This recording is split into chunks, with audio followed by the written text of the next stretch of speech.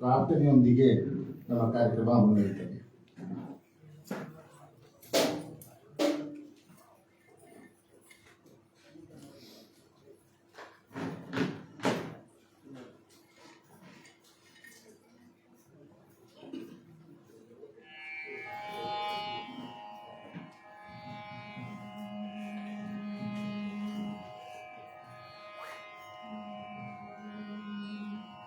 ರಾಮ ರಾಮ ರಾಮ ರಘುನಂದನ ರಾಮ ರಾಮ ರಾಮ ರಾಮ ರಾಮ ರಘುನಂದನ ರಾಮ ರಾಮ ರಾಮ ರಾಮ ರಾಮ ಭರತಾಗ್ರಜ ರಾಮ ರಾಮ ರಾಮ ರಾಮ ರಾಮ ರಣಧೀರ ರಾಮ ರಾಮ ರಾಮ ರಾಮ ರಾಮ ರಣಧೀರ ರಾಮ ರಾಮ ರಾಮ ರಾಮ ಶರಣಂ ಭವ ರಾಮ ರಾಮ ರಾಮ ರಾಮ ಶರಣಂ ಭವ ರಾಮ ರಾಮ ರಾಮ ರಾಮ ರಘುನಂದನ ರಾಮ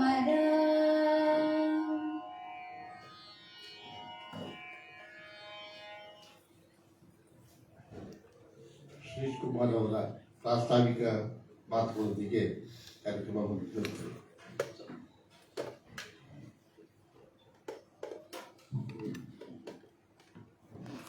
ಪ್ರೀತಿಯ ಎಲ್ಲ ಬಹುವಚನ ಬಂಧುಗಳಿಗೆ ಶ್ರೀರಾಮನವಮಿಯ ಶುಭಾಶಯಗಳು. ಕಳೆದ 20 ವರ್ಷಗಳಿಂದ ಸರಯೂ ನದಿಯಲ್ಲಿ ಅದೆಷ್ಟೋ ನೀರು ಹರಿದಿದೆ, ಅದೆಷ್ಟೋ ಗೊಂದಲಗಳೆಲ್ಲ ಆಗಿವೆ.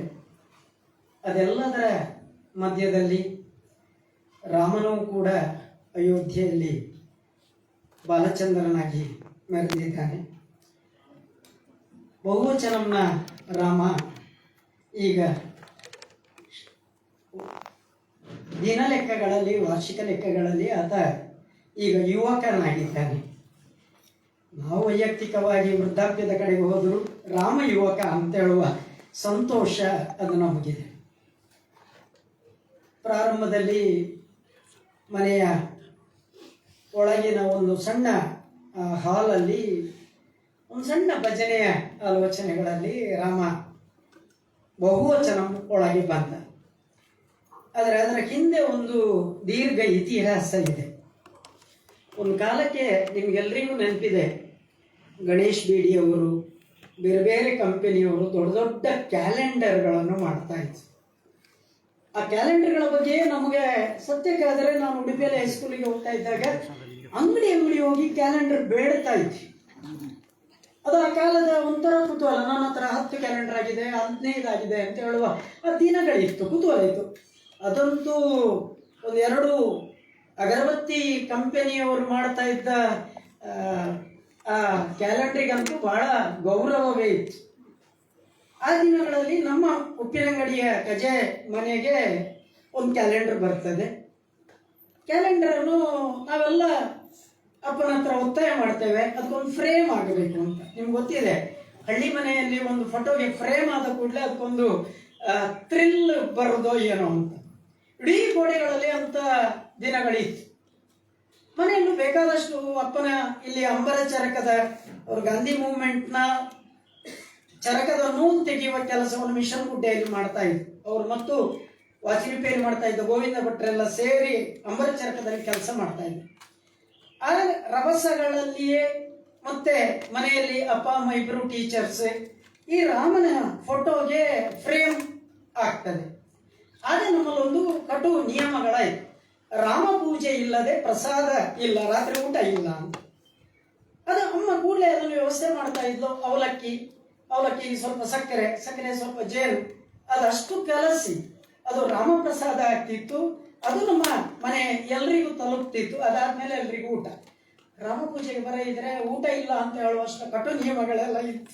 ಹಾಗೆಂದ ಅದಕ್ಕೆ ಮಡಿಯೆಲ್ಲ ಏನಿಲ್ಲ, ಹೋಗುದು ಇನಿಯೇರು ಅಂತ ಕೇಳುವುದರ ಮೂಲಕ ಆರತಿ ಎತ್ತು. ಎಷ್ಟೋ ಸಲ ಕೋಪದಲ್ಲಿ ಯಾರು ಎತ್ತ ಇದ್ದಾಗ ಅಮ್ಮನೇ ಎತ್ತಿದ ಉದಾಹರಣೆಗಳಿತ್ತು. ಅದು ಮನೆಯಲ್ಲಿ ರಾಮನ ಆಲೋಚನೆಗಳಿಗೆ ಕಾರಣ ಆಯಿತು. ಅದಾದ್ಮೇಲೆ ಅಮ್ಮ ತೊರವೆ ರಾಮಾಯಣ ಇತ್ಯಾದಿ ರಾಮಾಯಣ ಓದ್ತಾ ಇತ್ತು. ಆ ಎಲ್ಲ ಅಭಿವೃದ್ಧಿ ಆಗುವ ಏನೋ ಗೊತ್ತಿಲ್ಲ. 2005ನೇ ಇಸ್ವಿಯಲ್ಲಿ ನಾನು ಈ ಮನೆಯೊಳಗೆ ಬರುವ ಕಾಲಕ್ಕೆ ಈ ಮನೆಯೊಳಗೆ ಜನವರಿ 15ಕ್ಕೆ ಈ ಮನೆಯೊಳಗೆ ನಾವು ಬಂದ್ವಿ. ಏಪ್ರಿಲಲ್ಲಿ ರಾಮ ಮನೆಯೊಳಗೆ ಬಂದ. ಮನೆಯೊಳಗೆ ಬಂದ ಮೇಲೆ ಅವನೇ ವಿಸ್ತಾರ ಆಗ್ತಾ ಆಗ್ತಾ ಹೋದ. ಕೆಳಗೊಂದು ಭಜನೆಯಿಂದ ಪ್ರಾರಂಭ ಆಯಿತು. ಭಜನೆಯಿಂದ ರಾಮ ಅಟ್ಟಕ್ಕೆ ಬಂದ. ಅಟ್ಟಕ್ಕೆ ಬಂದು ಒಂದಷ್ಟು ಹಾಡುಗಾರಿಕೆ ಉಪನ್ಯಾಸಗಳು ಪ್ರಾರಂಭ ಆಯಿತು. ಅದಾದಮೇಲೆ ನಿರಂತರವಾಗಿ ಒಂದಷ್ಟು ಜನ ಹಿರಿಯರೆಲ್ಲ ಉಪನ್ಯಾಸಗಳನ್ನು ಮಾಡ್ತಾ ಮಾಡ್ತಾ ಹೋದರು. ಒಂದಿನ ಭಯಂಕರವಾಗಿ ಮಳೆ ಬಂತು. ನಿನ್ನೆ ಬಂದ ಮಳೆಯ ಹಾಗೆ. ಆಗ ಇದಕ್ಕೆ ಮಾಡಿ ಇರಲಿಲ್ಲ, ಓಪನ್ ಆದಂಥ ವ್ಯವಸ್ಥೆ ಇತ್ತು. ನನಗೆ 4 ಗಂಟೆವರೆಗೂ ಗುಡಿಸುವ ಕೆಲಸ, ನೀರು ಹೊರಗೆ ಹಾಕೋದು ಕೆಲಸ. ಕೊನೆಗೆ ಎಷ್ಟೋ ಜನ ಆಗ ನಮ್ಮ ಹತ್ರ ಒಂದು ಡಬ್ಬ ಫೋನ್ ಇತ್ತು, ಲ್ಯಾಂಡ್ಲೈನ್ ಇತ್ತು. ಎಲ್ಲರೂ ಫೋನ್ ಮಾಡಿದ್ರು, ಶ್ರೀಶ ರಾಮನವಮಿ ಉಂಟಾಯ್ತು. ರಾಮನವಮಿ ಉಂಟು ಅಂತ ಹೇಳೋ ವಿಶ್ವಾಸದಲ್ಲಿ ಕೊನೆಗಂತೂ 6 ಗಂಟೆಗೆ ರಾಮನವಮಿ ಪ್ರಾರಂಭ ಆಯಿತು. 9 ಗಂಟೆವರೆಗೆ ಮುಂದುವರಿಯಿತು. ಅದಾದ ಮೇಲೆ ನಮಗೆ ಸ್ವಲ್ಪ ಬುದ್ಧಿ ಬಂತು, ಮಾಡಿ ಏರಿತು. ಅದೆಲ್ಲ ಆದಮೇಲೆ 2015ರ ಕಾಲಕ್ಕೆ ಪದ್ಮಿನಿ ಮನೆಯಿಂದ ಹೋದ ಮೇಲೆ ನಿಮಗೆ ಅರ್ಥ ಆಗ್ತದೆ. ಆ ದಿನದ ನಂತರ ಒಂದು ಸ್ವಲ್ಪ ಬದಲಾವಣೆ ಆಯಿತು. 2017 ರಾಮನವಮಿಗೆ ರೀತಿಯ ಲಕ್ಷ್ಮೀಶ ತೋಳ್ಪಾಡಿಯವರು ಈ ಪದ್ಮಿನಿ ಸಭಾಭವನವನ್ನು ಉದ್ಘಾಟಿಸಿ ಉತ್ತರಾಖಂಡದ ಬಗ್ಗೆ ಉಪನ್ಯಾಸ ನೀಡಿದರು. ಅದಕ್ಕೋಸ್ಕರ ಆಲೋಚನೆಯಲ್ಲಿ ನನ್ನ ಅಪ್ಪ ಮತ್ತು ಅಮ್ಮನ ನೆನಪಲ್ಲಿ ಸದಾ ವೇದಿಕೆ ಅಂತ ಈ ವೇದಿಕೆಯನ್ನು ಉಲ್ಲೇಖ ಮಾಡಿದ್ರು. ಅದು ಸದಾಶಿವ ಮತ್ತು ಶಾರದಾ 2 ಅಕ್ಷರಗಳ ಕಾಂಬಿನೇಷನ್. ಅದು ನಿಮಗೆ ಅರ್ಥ ಆಗ್ತದೆ. ಸ ಅಂದರೆ ಸದಾಶಿವ, ದ ಅಂದರೆ ಶಾರದಾ. ಈ ಆಲೋಚನೆಯಲ್ಲಿ ಈ ರಂಗಭೂಮಿ ಸೃಷ್ಟಿಯಾಯಿತು. ಬಹುವಚನ ಅನ್ನುವಂಥ ಪರಿಕಲ್ಪನೆಗೆ ನನಗೆ ಪಲಿಮಾನ್ ಸ್ವಾಮಿಗಳು ಇಲ್ಲಿಗೆ ಬಂದಾಗ ಥ್ರಿಲ್ ಕೊಟ್ಟರು. ನಾನು ಬಹುವಚನ ಅಂದರೆ ಹೆಚ್ಚು ಆಲೋಚನೆಗಳು ಮಾಡಬಲ್ಲ ಜಾಗ ಅಂತ. ಅವರು ಇಲ್ಲಿ ಇದರ ಮೇಲೆ ನಿಂತು ಪಲಿಮಾರು ವಿದ್ಯಾಧೀಶರು ಒಂದು ಒಳ್ಳೆ ಮಾತಾಡಿದರು. ಬಹು ಅಂದರೆ ಭಗವಂತ ಅಲ್ವ ಮಾರ್ಯ, ಹೌದಲ್ವ ಅಂತ ನನಗೂ ಥ್ರಿಲ್ ಆಯಿತು. ಬಹು ನಾಮೇಮಿ, ಅದೆಲ್ಲ ಕಡೆಯಲ್ಲೂ ಬಹು ಅನ್ನುವಂಥ ಪದಕ್ಕೆ ಹಾಗೆ ಅರ್ಥ ಆಯಿತು. ಹಾಗಾಗಿ ಇದು ಭಗವಂತನ ವಚನಾಗಿ ಪರಿವರ್ತನೆ ಆಯಿತು. ಹಾಗಾಗಿ ಇದಕ್ಕೆ ಆ ಅಸ್ತಿತ್ವ ಇದೆ. ಅದೇ ಆಲೋಚನೆಗಳಲ್ಲಿ ಪ್ರಸಿದ್ಧ ಕಲಾವಿದರೆಲ್ಲ ಈ ವೇದಿಕೆಯನ್ನು ಬಳಕೆ ಮಾಡಿಕೊಂಡಿದ್ದಾರೆ. ಕುಮಾರ ಗಂಧರ್ವರ ಮಗಳು ಕಲಾಪಿನಿ ಕೋಂಕಲಿ, ಕರ್ನಾಟಕ ಶಾಸ್ತ್ರೀಯ ಸಂಗೀತದ ಸಂತಾನಂ ಪರಂಪರೆ, R.K. ರಾಮ್ಕುಮಾರ್ರಂಥ ಪರಂಪರೆ, ನೀಲಾ ರಾಮ್ಗೋಪಾಲ್ರಂಥ ಪರಂಪರೆ. ಇದು ಸಂಗೀತದ ಪರಂಪರೆ. ಆದರೆ ತೋಳ್ಪಾಡಿಯಂತಹ ಮಹಾನುಭಾವರು ಇಲ್ಲಿ ಅನೇಕ ಉಪನ್ಯಾಸಗಳನ್ನು ನೀಡ್ತಾ ಹೋಗಿದ್ದಾರೆ. ಕಳೆದ 1-6 ತಿಂಗಳ ಹಿಂದೆ ಭಾಗವತ ಭಾವ ಸಂಬಂಧ ಎನ್ನುವ ಇಡೀ ದಿನದ ಒಂದು ಕಾರ್ಯಕ್ರಮ, ಅದಂತೂ ನಮಗೊಂದು ಹೊಸ ಬದಲಾವಣೆ ಕೊಟ್ಟಿತ್ತು. ಹೀಗೆ ವಾರ್ಷಿಕವಾಗಿ ತಿಂಗಳು ಕಾರ್ಯಕ್ರಮಗಳನ್ನು ಮಾಡ್ತಾ ಬಂದಿದ್ದೇವೆ. ಇನ್ನು ಮುಂದೆಯೂ ಅದು ಮಾಡಬೇಕು ಅಂತ ಹೇಳುವ ಆಶಯದಲ್ಲಿ ಈ ಆಮಂತ್ರಣದಲ್ಲಿ ಮುಂದಿನ 6 ತಿಂಗಳ ಕಾರ್ಯಕ್ರಮಗಳನ್ನು ಈಗಾಗಲೇ ನಾವು ಗುರುತಿಸಿಕೊಂಡಾಗಿದೆ. ನಿಮಗೆ ಅದನ್ನು ನಾನು ಉಲ್ಲೇಖ ಮಾಡಬೇಕು. ಮುಂದಿನ ತಿಂಗಳು ಏಪ್ರಿಲ್ 27 ಕುಮಾರಿ ಶ್ರೀವರದಾ ಅವರ ಅನೀಶ್ ಅವರ ಶಿಷ್ಯೆ, ನನ್ನ ಶಿಷ್ಯೆಯೂ ಕೂಡ ಕುಮಾರಿ ಶ್ರೀವರದಾ ಅವರ ಸಂಗೀತ ಕಚೇರಿ ನಡೀತದೆ. ಮೇ 18ಕ್ಕೆ ರಾಗದಾನ, ಸರಿ ಗೊತ್ತಿದೆ, ಅವರೇ ಅದರ ಮೊದಲ ಕಾರ್ಯದರ್ಶಿ. ರಾಗದಾನ ಸಂಸ್ಥೆಯ ಒಟ್ಟಿಗೆ ಕುಮಾರಿ ತನ್ಮಯಿ ಉಪ್ಪಂಗಳ ಅವರ ಶಾಸ್ತ್ರೀಯ ಸಂಗೀತ ಕಚೇರಿ ನಡೀತದೆ. ಜೂನ್ 1ರಿಂದ 8 ಇಲ್ಲಿ ಸ್ಥಳಾವಕಾಶದ ಸಮಸ್ಯೆ ಇರುವುದರಿಂದ ಸ್ವಾಮಿ ಕಲಾಮಂದಿರದಲ್ಲಿ ಅವರು ಅದನ್ನು ಉಚಿತವಾಗಿ ನಮಗೆ ಕೊಟ್ಟಿದ್ದಾರೆ. ಹೌದು ಸರ್, ಸ್ವಾಮಿ ದರ್ಶನ ಗೊತ್ತಿಲ್ಲ ಅಂತ ಹಾಗೆ ಉಲ್ಲೇಖ ಮಾಡಿದ್ದಾನೆ. ಅಲ್ಲಿ ಸಂಜೆ 6ರಿಂದ 8 7 ದಿನಗಳ ಕಾಲ ಅಲ್ಲಿ ಡಾಕ್ಟರ್ ವೀಣಾ ಬನ್ನಂಜೆ ಅವರು ಭಾಗವತ ಪ್ರವಚನ ಮಾಡುತ್ತಾರೆ. ಅದರ ಮುಂದೆ ಜುಲೈ 13ಕ್ಕೆ ವಿದುಷಿ ನಂದಿನಿ ನಾಯಕ್ ಅವರ ಕರ್ನಾಟಕ ಶಾಸ್ತ್ರೀಯ ಸಂಗೀತ ಕಚೇರಿ ನಡೀತದೆ. ಆಗಸ್ಟ್ 9ಕ್ಕೆ ವಾಗರ್ತ ಅಂತ ಯಕ್ಷಗಾನದ ಬಗ್ಗೆ ಒಂದು ಮಾತುಕತೆಗಳು ನಡೀತವೆ. ಸೆಪ್ಟೆಂಬರ್ 14ಕ್ಕೆ ಡಾಕ್ಟರ್ ರವೀಶ್ ಪಡುಮಲೆ ಇವತ್ತು ಬಹಳ ಒಂದರ್ಥದಲ್ಲಿ ತುಂಬ ಥ್ರಿಲ್ ಕೊಡುವ ಮನುಷ್ಯ ಅಂತ ಅನಿಸ್ತದೆ. ಕೂತ ಕಟ್ಟುವ ಪರಂಪರೆಯಲ್ಲಿ ಇದ್ರೂ ಕೂಡ ಬಹಳ ಕಟುವಾದ ನಿಯಮನಗಳನ್ನು ಇಟ್ಟುಕೊಂಡು ಉಜಿರೆ SDM ಇಂಜಿನಿಯರಿಂಗ್ ಕಾಲೇಜಿನಲ್ಲಿ ಪ್ರೊಫೆಸರ್ ಆಗಿ ಅವರು BE ಮಾಡ್ತಾರೆ, MTech ಮಾಡ್ತಾರೆ, PhD ಮಾಡ್ತಾರೆ. ಇದೆಲ್ಲದರ ಮಧ್ಯೆ ಇವತ್ತು ಕೂಡ ಎಣ್ಣೆ ಮುಳ್ಳೆ ತಗೊಳ್ತಾರೆ. ಈ ಮಧ್ಯೆಯಲ್ಲಿ ಪ್ಯಾಂಟ್ ಆಗಿದ್ದೇನೆ ಅಂತ ಇಲ್ಲಿ ಭೂತದ ವೇಷ ಹಾಕೋದು ಬಿಡಲಿಲ್ಲ. ಡಾಕ್ಟರ್ ರವೀಶ್ ಪಡುಮಲೆ ಬರ್ತಾರೆ. ಅಕ್ಟೋಬರ್ 5ಕ್ಕೆ ಬನ್ನಂಜೆ ಗೋವಿಂದಾಚಾರ್ಯರ 90ರ ಸ್ಮರಣೆ ಅದು ಪುತ್ತೂರಿನಲ್ಲಿ ನಡೀತದೆ. ಎಲ್ಲಿ ಅಂತ ಉಲ್ಲೇಖ ಇನ್ನು ಮಾಡ್ತಾ ಇಲ್ಲ. ಅದು ಜನರನ್ನು ಎಷ್ಟು ಜನ ಬರ್ತಾರೆ ಅಂತ ಹೇಳುವುದರ ಮೇಲೆ ನಮ್ಮದೊಂದು ಲೆಕ್ಕಾಚಾರ. ಆ ಲೆಕ್ಕಾಚಾರದ ಮೇಲೆ ಈ ಕಾರ್ಯಕ್ರಮ ನಡೀತದೆ. ಸ್ನೇಹಿತರೆ, ಇದು ಇಡೀ ಬಹುವಚನಂನ ಒಂದು ಸ್ಥೂಲವಾದಂಥ ಆಲೋಚನೆಗಳು ಮಾತ್ರ. ಇದರ ಮಧ್ಯದಲ್ಲಿ ನಾವು ರಾಮನವಮಿ ಅಂದರೆ ಅದು ನಮ್ಮ ಒಂದು ವಾರ್ಷಿಕೋತ್ಸವ. ಯಾಕೆಂದರೆ ನಮ್ಮ ವ್ಯವಸ್ಥೆ ಪ್ರಾರಂಭ ಆದ್ದೇ ರಾಮನವಮಿಗೆ. ಹಾಗಾಗಿ ಆ ರಾಮನವಮಿ ಆಲೋಚನೆಯಲ್ಲಿ ಇವತ್ತು ಒಂದು ಬದಲಾವಣೆಗಳ ಹಾಗೆ ಸಂಗೀತ ಮತ್ತು ರಾಮನ ಆಲೋಚನೆ ಇಟ್ಕೊಂಡು ಮಾತನಾಡುವ, ಸಂಗೀತದ ಬಗ್ಗೆ ಮತ್ತೆ ಚರ್ಚೆ ಮಾಡಿಕೊಳ್ಳುವ ಅಂತ ಹೇಳುತ್ತಾ ನಾವು ಇವತ್ತು ಪ್ರೀತಿಯಿಂದ ಪ್ರೊಫೆಸರ್ ವಿ ಅರವಿಂದ ಹೆಬ್ಬಾರರನ್ನು ಈ ಕಾರ್ಯಕ್ರಮಕ್ಕೆ ನಾನು ಪ್ರೀತಿಯಿಂದ ಆಹ್ವಾನಿಸಿದ್ದೆ. ಅಲ್ಲೂ ಕೂಡ ಒಂದು ಸಣ್ಣ ಕಾಕತಾಳೀಯವಾದ ಬದಲಾವಣೆ. ಆ್ಯಕ್ಚುಲಿ ಹಿರಣ್ಯ ವೆಂಕಟೇಶ್ವರ ಭಟ್ರು ನನ್ನ ಹತ್ರ ಬರ್ತೇನೆ ಅಂತ ಕನಿಷ್ಠ 8 ತಿಂಗಳ ಮೊದಲು ಒಪ್ಪಿದ್ರು. ನಾನು ಪ್ಲ್ಯಾನ್ ಮಾಡ್ತಾ ಹೋಗಿದ್ದೆ. ಅವ್ರು ನನ್ನ ಹತ್ರ ಹೇಳಿದರು, ಸರ್ ನಾನೊಂದು ಭಾಗವತ ಪ್ರವಚನ ಹೋಗಬೇಕಾ ಬೇಡವಾ ನೀವೇ ಹೇಳಿ. ನಾನು ಅವರನ್ನು ಭಾಗವತ ಪ್ರವಚನಕ್ಕೆ ಸೇರಿಸಿಗೆ ಹೋಗಬೇಡ ಅಂತ ಹೇಳಿದ್ದೆ. ನಾನು ಯಾರು ಯಲ್ಲಾಪುರಕ್ಕೆ ನಾನು ಹೇಳಿದೆ, ಸರ್ ನಾನು ಯಾರನ್ನ ಹುಡುಕ್ತೇನೆ ಸರ್. ಆ ಕಾರಣಕ್ಕೆ ಹುಡುಕಿದ್ದು ಅಂತಲ್ಲ, ಬರುವ ವರ್ಷ ನಿಮ್ಮ ಟಾರ್ಗೆಟ್ ಇತ್ತು ನನಗೆ. ನಾನು ಅದನ್ನು ಫಿಕ್ಸ್ ಮಾಡಿದ್ದೆ. ಆದರೆ ನೀವು ಬೇಗ ಬಂದದ್ದು ಇದಕ್ಕಿಂತ ದೊಡ್ಡ ಸುಖ ಯಾವುದು ಸರ್. ಹಾಗಾಗಿ ನೀವೇ ಸಾಕುವ 2 ಮಕ್ಕಳು ಮತ್ತು ನೀವು ಎಲ್ಲರೂ ಒಟ್ಟಿಗೆ ಸೇರಿದರೆ ಅದಕ್ಕಿಂತ ಧನ್ಯ ಶ್ರೀರಾಮ ಪ್ರಸಾದ ಅಷ್ಟೇ ಹೇಳೋದು. ನಾನು ನಿಮ್ಮನ್ನು ಅತ್ಯಂತ ಪ್ರೀತಿಯಿಂದ ಸ್ವಾಗತಿಸ್ತಾ ಇದ್ದೇನೆ. ಕಾರ್ಯಕ್ರಮಕ್ಕೆ ಇನ್ನು ಮುಂದೆ ಸಂಗೀತ ಕಚೇರಿ ನೀಡಲಿಕ್ಕಿರುವಂತಹ ಕುಮಾರಿ ಅರ್ಚನಾ, ಕುಮಾರಿ ಸಮನ್ವಿ ಉಡುಪಿ, ಒಂದರ್ಥದಲ್ಲಿ ನನ್ನ ಸೊಸೆ ಅಂತ ಹಾಗೆ ಹೇಳಿಕೊಳ್ಬೇಕು ಸಮನ್ವಿಯನ್ನು. ಹಾಗಾಗಿ ಕುಮಾರಿ ಸಮನ್ವಿ, ವಯಲಿನಲ್ಲಿ ವಿದುಷಿ ಗಾಯತ್ರಿ ವಿಭಾವರಿ ಚೆನ್ನೈ, ಮೃದಂಗಮಲ್ಲಿ ಸುನಿಲ್ ಸುಬ್ರಹ್ಮಣ್ಯಂ ಬೆಂಗಳೂರು, ಇವರೆಲ್ಲ ಇವತ್ತು ಸೇರ್ಕೊಂಡಿದ್ದಾರೆ. ಅವರನ್ನು ಕೂಡ ಅತ್ಯಂತ ಪ್ರೀತಿಯಿಂದ ಗೌರವದಿಂದ ಸ್ವಾಗತಿಸ್ತಾ ಇದ್ದೇನೆ.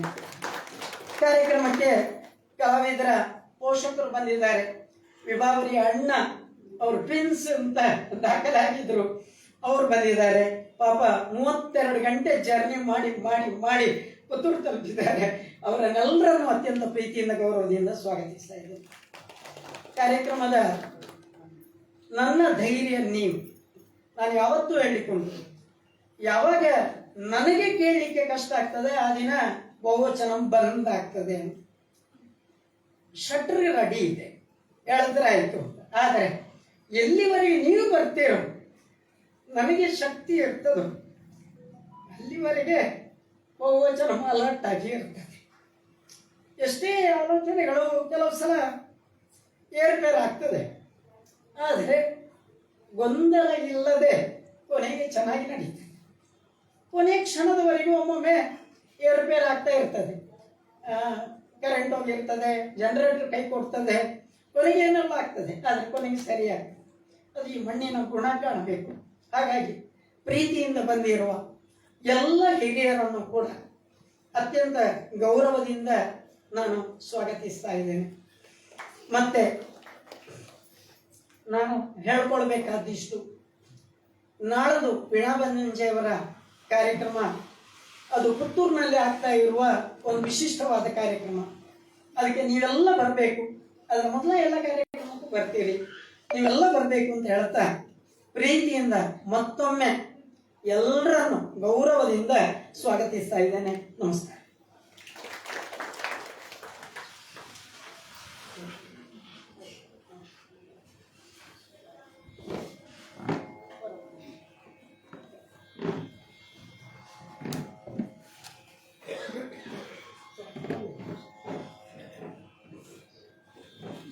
ಇವತ್ತಿನ ವಿಶೇಷ ಉಪನ್ಯಾಸ ನೀಡುವಂತಹ ಪ್ರೊಫೆಸರ್ ವಿ ಅರವಿಂದ್ ಹೆಬ್ಬಾರ್ ಅವರನ್ನು ವರದಾ ಚಂದ್ರಗಿರಿ ಬಂದು ಗೌರವಿಸಬೇಕು ಅಂತ ಕೇಳ್ಕೊಳ್ತೇನೆ ಸರ್.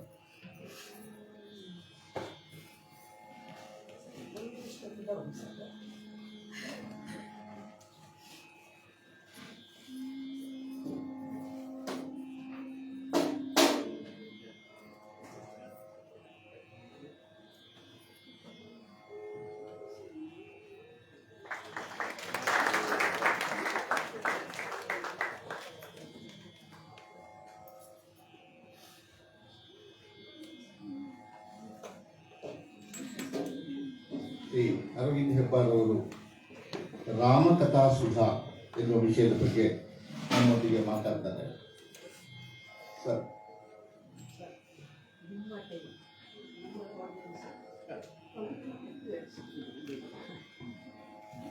ಕೆಲಸ ಮಾಡ್ಕೊಂಡು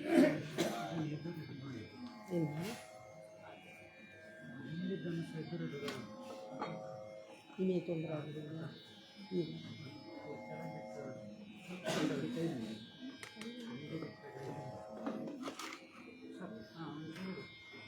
ಸಾಕ ಸಿಗ್ತದೆ.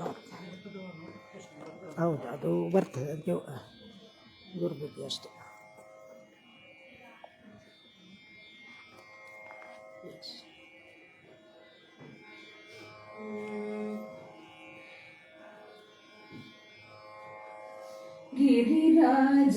ಗಿರಿರಾಜಸುತಾತನಯ ಗಿರಿರಾಜಸುತಾತನಯ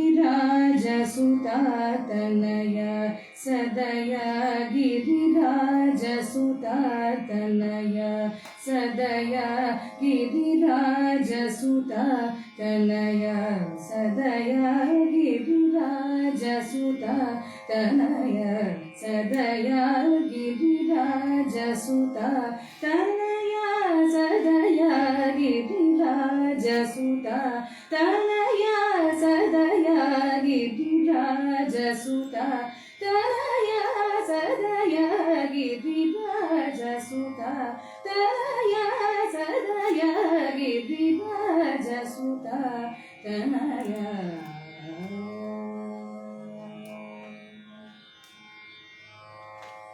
ಸುರನಾಥ ಮುಖರ್ಜಿದ ಪಾದಯೋಗ ಸುರನಾಥ ಮುಖರ್ಜಿದ ಪಾದಯೋಗ ಸುರನಾಥ ಮುಖರ್ಜಿದ ಪಾದಯೋಗ ಪರಿಪಾಲಯ ಮಾಮಿವರಾಜ ಮುಖ ಪರಿಪಾಲಯ ಮಾಮಿವರಾಜ ಮುಖ ಪರಿಪಾಲಯ ಮಾಮಿವರಾಜ ಮುಖ ಗಿರಿರಾಜಸುತಾ ತನಯ ಸದಯ ಗಿರಿರಾಜಸುತಾ ತನಯ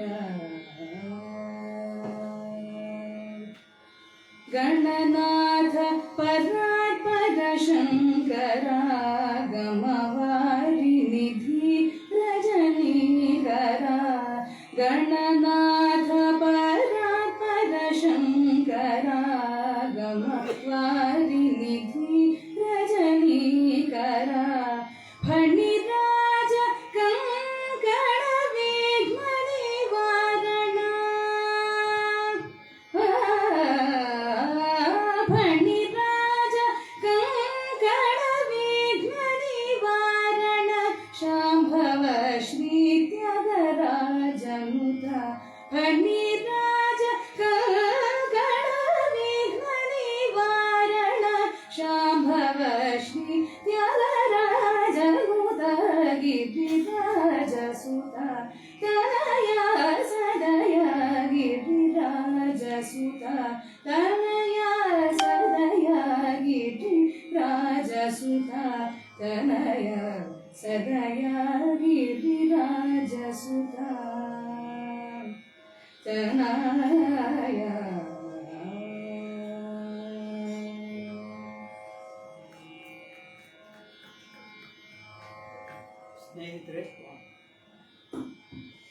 ಸ್ನೇಹಿತರೆ, ಮಿಥುನಕ್ಕೂ ಮೊಕ್ಕೇದ ಅಂತ ತ್ಯಾಗರಾಜರು ಹೇಳಿದ್ದಾರೆ. ಕೋವಿದುಲಕ್ಕೂ ಮೃಕ್ಕೇದ ಅಂತ ಹೇಳಿದ್ದಾರೆ. ಮತ್ತು ಸಂಗೀತ ಕೋವಿದುలకు ಮೃಕ್ಕೇದ ಅಂತ ಹೇಳಿದ್ದಾರೆ. ವಿದ್ವಾಂಸರಿಗೆ, ದೊಡ್ಡ ದೊಡ್ಡ ವಿದ್ವಾಂಸರುಗಳಿಗೆ, ಸಂಗೀತ ವಿದ್ವಾಂಸರುಗಳಿಗೆ ತಲೆಬಾಗಿ ವಂದಿಸುತ್ತೇನೆ ಅಂತ ತ್ಯಾಗರಾಜರು ಹೇಳಿದ್ದನ್ನು ಮತ್ತೊಮ್ಮೆ ನೆನಪಿಸ್ತಾ ಗಣನಾಥನ ಸ್ತುತಿಯೊಂದಿಗೆ ಪ್ರಾರಂಭ ಮಾಡಿದ್ದೇವೆ. ತ್ಯಾಗರಾಜರ ಬಗ್ಗೆ ಮಾತನಾಡಲಿಕ್ಕೆ ಹೊರಟ್ರೆ ಮುಗಿಯುವಂಥದ್ದಲ್ಲ ಅಂತ ನಿಮಗೆಲ್ಲರಿಗೂ ಗೊತ್ತಿರಬಹುದು. ಆದರೆ ರಾಮನವಮಿಯ ಈ ಶುಭ ಅವಸರದಲ್ಲಿ ತ್ಯಾಗರಾಜರ ಅವರು ಚಿತ್ರಿಸಿದ ರಾಮನ ಕುರಿತಾಗಿ ಒಂದು ಭಾಗವನ್ನು ಮಾತ್ರ ನನ್ನ ಮುಂದೆ ಇಟ್ಟುಕೊಂಡು ಮಾತಾಡಲಿಕ್ಕೆ ಪ್ರಯತ್ನಿಸ್ತೇನೆ. ಹೇಳೋದಾದರೆ 10 ವಿಷಯಗಳು ಮುನ್ನುಗ್ಗಿಕೊಂಡು ಬರ್ತವೆ. ಆದ ಕಾರಣ ಒಂದು ಪುಸ್ತಕವನ್ನು ಎದುರಿನಿಂದ ಇಟ್ಟುಕೊಂಡ್ಬಿಟ್ಟು ಆಚೀಚೆ ಓಡಾಡದ ಹಾಗೆ ನಾನು ಸ್ವಲ್ಪ ಜಾಗ್ರತೆ ಮಾಡಿಕೊಳ್ತೇನೆ. ಯಾಕಂದರೆ ತ್ಯಾಗರಾಜರು ಕಡೆ ಮೈ ಮೇಲೆ ಬಂದುಬಿಟ್ರೆ ಕಷ್ಟ. ನಮಗೆಲ್ಲ ತಿಳಿದಿರುವ ಹಾಗೆ 1400 ಈ ಘಟ್ಟದಲ್ಲಿ ಶ್ರೀಪಾದರಾಯರಿದ್ದರು. 1440ಕ್ಕೆ ವ್ಯಾಸರಾಯರಿದ್ದರು. 1484ಕ್ಕೆ ಪುರಂದರದಾಸರ ಉದಯ ಆಯಿತು.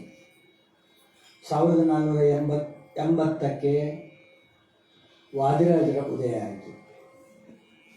1490 ಅಂದಾಜಿಗೆ ಕನಕದಾಸರ ಉದಯ ಆಯಿತು. ಈ ದಾಸವರೇಣ್ಯರು ಮತ್ತು ನಮ್ಮ ಸಂತವರೇಣ್ಯರು ದಾಸ ಸಾಹಿತ್ಯವನ್ನು ಸೃಷ್ಟಿ ಮಾಡ್ತಾ ಇದ್ದ ಹಾಗೆ ತೆಲುಗು ದೇಶದಲ್ಲಿ 1408ರಿಂದ 1507ರವರೆಗೆ ಸುಮಾರು 3 ವರ್ಷ ಅಂತ ಇಟ್ಕೊಳ್ಳುವ ಇದ್ದವರು ತಾಳ್ಳಪಾಕಂ ಅಣ್ಣಮಾಚಾರ್ಯವರು. ಇವರ ನಂತರ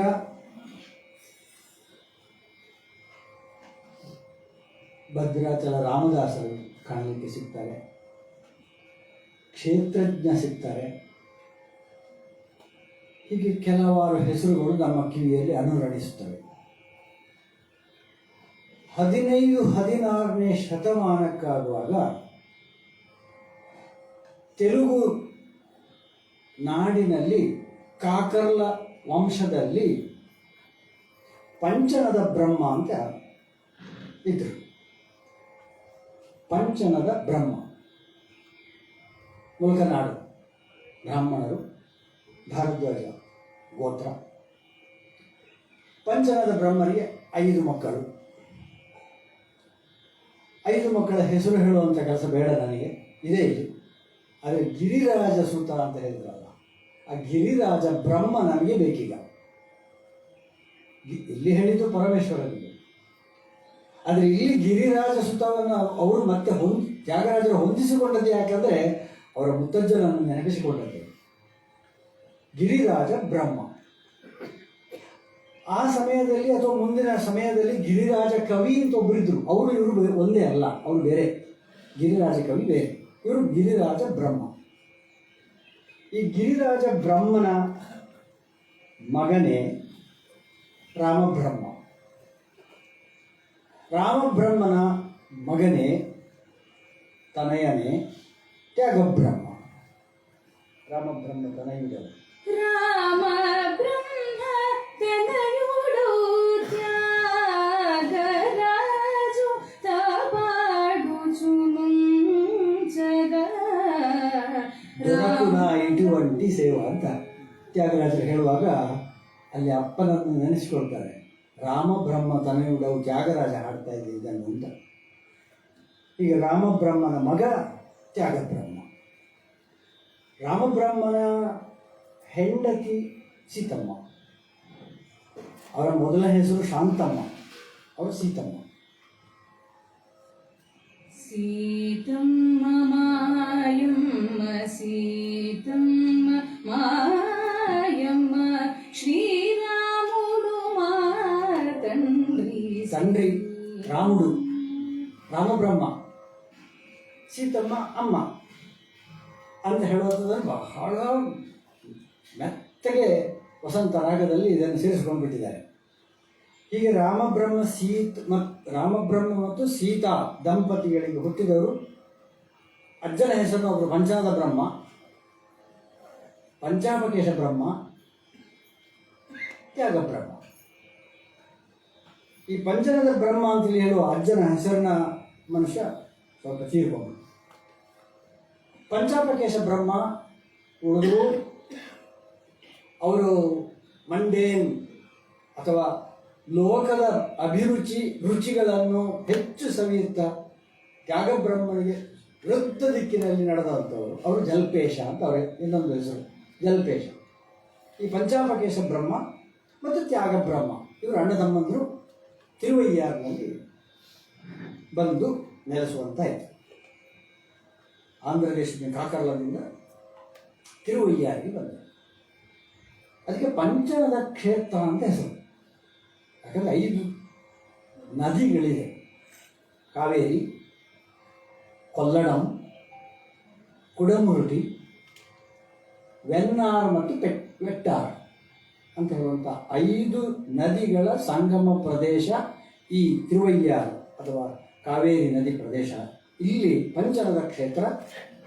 ಪಂಚನದೀಶ್ವರ ಪಾಹಿ ಮಾಂ ಅಂತೇಳಿ ಒಂದು ಹಾಡಿದೆ. ಅವನನ್ನೇ, ಆ ಈಶ್ವರನನ್ನು ಕುರಿತಾಗಿ ಬರೆದಂತಹ ಹಾಡು. ಆ ತಿರುವಯ್ಯಾರಿನಲ್ಲಿ ತ್ಯಾಗರಾಜರು ಇದ್ದದ್ದು ಜಾಗ. ನಿಜವಾಗಿ ಅವರು ಹುಟ್ಟಿದ್ದು ತಿರುವಾರೂರಿನಲ್ಲಿ, ಅನೇಕ ದೂರದಲ್ಲಿ ತಿರುವಾರೂರಿದೆ, ಅಲ್ಲಿ ಹುಟ್ಟಿದರು. ಈ ತ್ಯಾಗರಾಜರು ಶ್ಯಾಮಶಾಸ್ತ್ರಿಗಳ ನಂತರ ಹುಟ್ಟಿದವರು. ಶ್ಯಾಮಶಾಸ್ತ್ರಿಗಳು ದೊಡ್ಡವರು.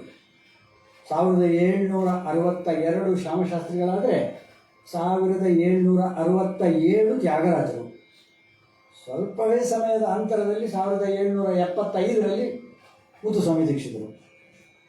ಅದೇ ಜಾಗ, ಒಂದೇ ಸ್ಥಳದಲ್ಲಿ, ಇಂಥ ಒಂದು ಸಂಗಮ ಪ್ರದೇಶದಲ್ಲಿ ಈ 3 ಸಂಗೀತ ತ್ರಿಮೂರ್ತಿಗಳು ಒಟ್ಟಾಗಿ ಬೆಳೆದಂತಹ ಸಂಗೀತದ ಖನಿಜ ಪ್ರದೇಶ. ಇಲ್ಲಿ ಒಂದು ಸ್ವಲ್ಪ ನೆನಪು ಮಾಡಿಕೊಂಡ್ರೆ, ಪಾಶ್ಚಿಮಾತ್ಯ ಯುರೋಪಿನಲ್ಲಿ ಬ್ಯಾಕ್ ಆಗಲಿ ಅಥವಾ ಮೊಜಾರ್ಟ್ ಆಗಲಿ ಅಥವಾ ಬೀಥೋವನ್ ಆಗಲಿ ಇದೇ ಸಮಯದಲ್ಲಿ ಇದ್ದವು. ಅಲ್ಲೂ ಕೂಡ ಈ ತ್ರಿಮೂರ್ತಿಗಳಿದ್ದವರು. ಸ್ವಲ್ಪ ಹಿಂದಿನ, ಸ್ವಲ್ಪ ಬ್ಯಾಕ್. ಅವರು 1685 ಬ್ಯಾಕ್, 1756 ಮೊಜಾರ್ಟ್, 1770 ಬೀಥೋವನ್. ನೋಡಿ, ಇದೇ ಸಮಯದಲ್ಲಿ ದೇವರು ಸೃಷ್ಟಿ ಮಾಡುವಾಗ ಒಂದು ಪಾಕ್ಷಿಕವಾಗಿ ಒಂದೇ ಸಲ ಎಲ್ಲ ಹುಟ್ಟಿ ನೋಡುವ, ಒಂದೇ ಜಾಗದಲ್ಲಿ ನೋಡುವ, ಏನಾದ್ರು ಮಾಡಿ ಸೃಷ್ಟಿ ಮಾಡಿ ಅಂತ. ಹಾಗೆ ನಮ್ಮ ತಿರುವಯ್ಯಾರ ಅಥವಾ ತಿರುವಾರೂರಿನಲ್ಲಿ ಹುಟ್ಟಿ ತಿರುವಯ್ಯಾರಿಗೆ ಮತ್ತೆ ಬಂದು ಸೇರಿದಂತಹ ಈ ಸಂಗೀತ ತ್ರಿಮೂರ್ತಿಗಳ ಪೈಕಿ ತ್ಯಾಗರಾಜರು ಬಹಳ ಬಹಳ ಫೇಮಸ್ ಆಗಿಬಿಟ್ರು. ಅವರು ಬಗ್ಗೆ ದಂತಕಥೆಗಳು 100,000 ಆ ಯಾವುದೇ ಅಜ್ಜಿಕತೆಯನ್ನು ನಾನು ಹೇಳಲಿಕ್ಕೆ ಹೋಗೋದಿಲ್ಲ, ಅದು ಬೇಡ. ಅವರು ನಮೋ ರಾಘವಾಯ ಅಂತ ಹೇಳುವಂಥ ಹಾಡಿನೊಂದಿಗೆ ಗೋಡೆಯಲ್ಲಿ ಪದ್ಯವನ್ನು ಬರೆದು ಶಾಲೆಯಲ್ಲಿರುವಾಗ ಅವರು ಪ್ರಥಮ ನಾಂದಿಯನ್ನು ಹಾಡಿದರು. ನಮೋ ನಮೋ ರಾಘವಾಯ ಹನಿಷುಂ, ನಮೋ ನಮೋ ರಾಘವಾಯ ಹನಿಷುಂ. ಇದು ಅವರ ಪ್ರಥಮ ರಚನೆ ಅಂತ ಹೇಳಲಾಗಿದೆ. ವಿದ್ವಾಂಸರು ಬೇರೆ ಅಭಿಪ್ರಾಯವನ್ನು ಕೊಡ್ತಾರೆ, ನಮಗೆ ಬೇಡ. ಅದು ತಿರುವಯ್ಯಾರನ ಉತ್ತರ ಮಾಡಾ ಸ್ಟ್ರೀಟ್ ಅಂತ ಇದೆ. ಅಲ್ಲಿಗೆ ಯಾವಾಗಲೂ ರಾಮಬ್ರಹ್ಮರು ಮಗನನ್ನು ಕರ್ಕೊಂಡು ಹೋಗ್ತಾ ಇದ್ದರು. ಆ ತುದಿಯಲ್ಲಿ ಸೊಂಟಿ ವೆಂಕಟರಮಣಯ್ಯ ಅವರು ಪಾಠ ಮಾಡ್ತಾಯಿದ್ರು, ಅವರು ಹಾಡ್ತಾಯಿದ್ರು. ಇದನ್ನು ಕೇಳಿ ತನ್ನ ಮಗನಿಗೂ ಸಂಗೀತ ಹೇಳಿಕೊಡಬೇಕು ಅಂತೇಳಿ ಸೊಂಟಿಯವರನ್ನು ಕೇಳಿದಾಗ, ರಾಮಬ್ರಹ್ಮರು ಕೇಳಿದಾಗ ತ್ಯಾಗರಾಜರಿಗೆ ಹೇಳಿಕೊಡ್ತೇನೆ ಅಂತ ಹೇಳಿದರು. ಈ ಪುಣ್ಯಾತ್ಮ ಬಹು ಬೇಗನೆ ಕಲಿತದ್ದನ್ನು ನೋಡಿ ಸಾಕಷ್ಟು ಪಾಠಗಳನ್ನು ಸೊಂಕಿ ವೆಂಕಟರಮಣಯ್ಯನವರು ಮಾಡಿದ್ದಾರೆ. ತ್ಯಾಗರಾಜರು ಅವರು ಹಿಂದಿನ ಪರಂಪರೆಯಿಂದ ಬಂದಂಥ ಒಂದು ಅತ್ಯಂತ ಹಳೆಯ ಶಾಲೆಯಲ್ಲಿ, ಜಗಲಿ ಶಾಲೆಯಲ್ಲಿ ಕಲಿತವರು. ಆದರೆ ಶಾಲೆಯ ಬಗ್ಗೆ ಅಷ್ಟೇನು ಇಂಟ್ರೆಸ್ಟ್ ಇಲ್ಲ, ಸಂಗೀತವನ್ನೇ ಹೆಚ್ಚಾಗಿ ಕಲಿತದ್ರಿಂದ ಅದನ್ನೇ ಮುಂದುವರಿಸ್ಕೊಂಡು ಹೋಗೋದಕ್ಕೆ ಸೊಂಟಿ ಅವರು ಕಾರಣವಾದರು. ಕಾಂಚೀಪುರದಿಂದ ರಾಮಕೃಷ್ಣ ಯತೀಂದ್ರ ಅಂತೇಳಿ ಹೇಳುವವರು ಅಕಸ್ಮಾತ್ತಾಗಿ ಆ ಊರಿಗೆ ಬಂದದರ ಪರಿಣಾಮವಾಗಿ 18 ವರ್ಷದ ಹುಡುಗ ತ್ಯಾಗರಾಜರಿಗೆ ರಾಮನ ಜಪವನ್ನು ಅವರಿಗೆ ನಿರ್ದೇಶಿಸಿ ಅದನ್ನು ಮಾಡುವಾಗ ಹೇಳಿ 96 ಕೋಟಿ ಜಪವನ್ನು ಮಾಡಿಸಿದಂಥ ಈ ಸದ್ಗುರು ಈ ರಾಮಕೃಷ್ಣ ಯತೀಂದ್ರ ಅವರು. ಅದನ್ನು 96 ಕೋಟಿ ಎಲ್ಲ ಬರೆದು ದಿವಸಕ್ಕೆ 1 ಲಕ್ಷ ಬರೀತಿದ್ರು ಅಂತ ಬಾಲಾಜಪೇಟೆ ಅವರು ಎಲ್ಲೋ ಕಡೆ ಹೇಳಿದ್ದಾರೆ. ದಿವಸಕ್ಕೆ 1 ಲಕ್ಷ ಬರೀತಿದ್ರಂತೆ. ಹಾಗೆ 96 ಕೋಟಿ ರಾಮನಾಮ ಜಪ ಮಾಡಿದ್ದಾರೆ, ತಾರಕ ಮಂತ್ರವನ್ನು. ಹೀಗೆ ಮಾಡಿ ಮುಗಿಸಿದ ನಂತರ ಅಠಾಣದಲ್ಲಿ ಏಲಾನಿ ದಯರಾದು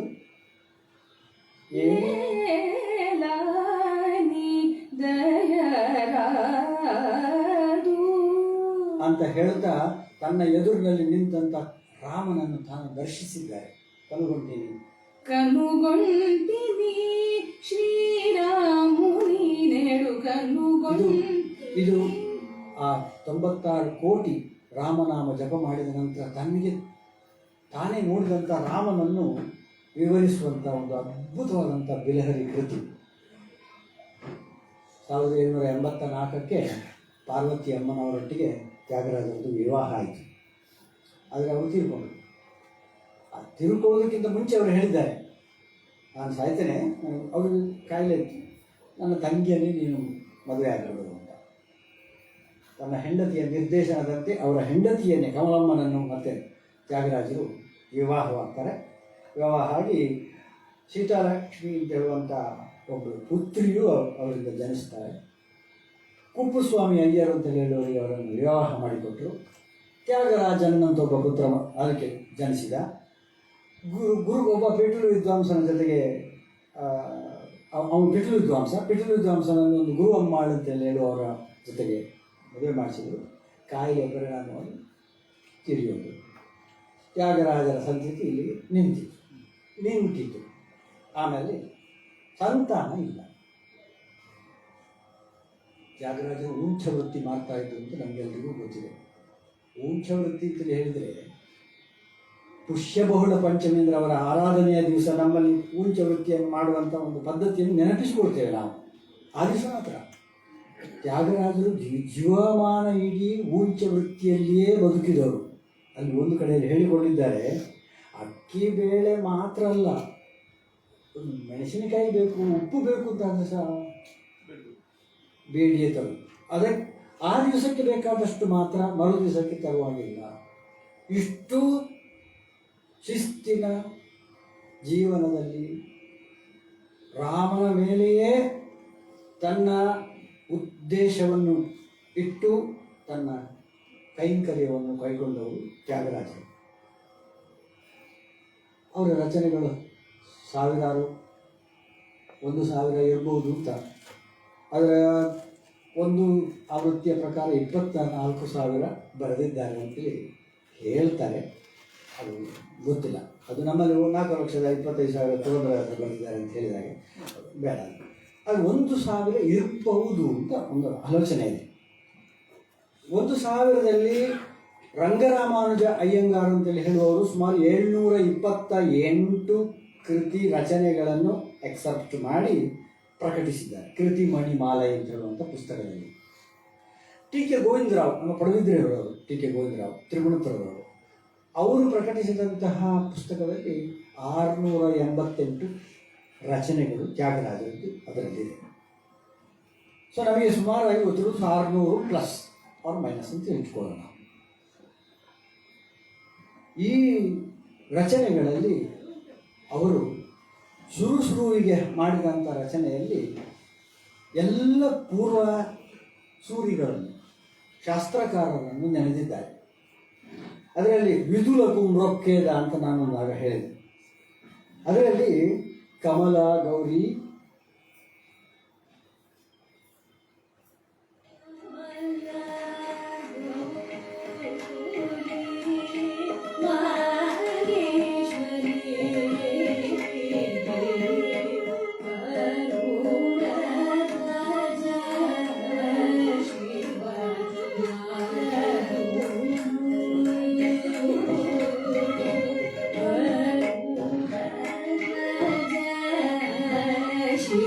ಗರುಡ ಧ್ವಜದ ವಿಷ್ಣು, ಶಿವ, ನಾರದರು, ಮೃಕಂಡು,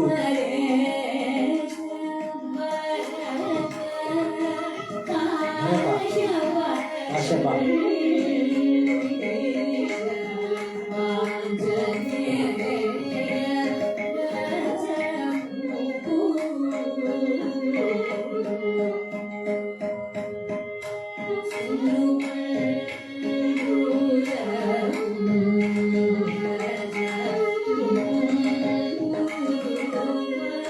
ಕುಂಭಜ, ತುಂಬೂರು, ಸೋಮೇಶ್ವರ, ಕಾರಂಗದೇವ,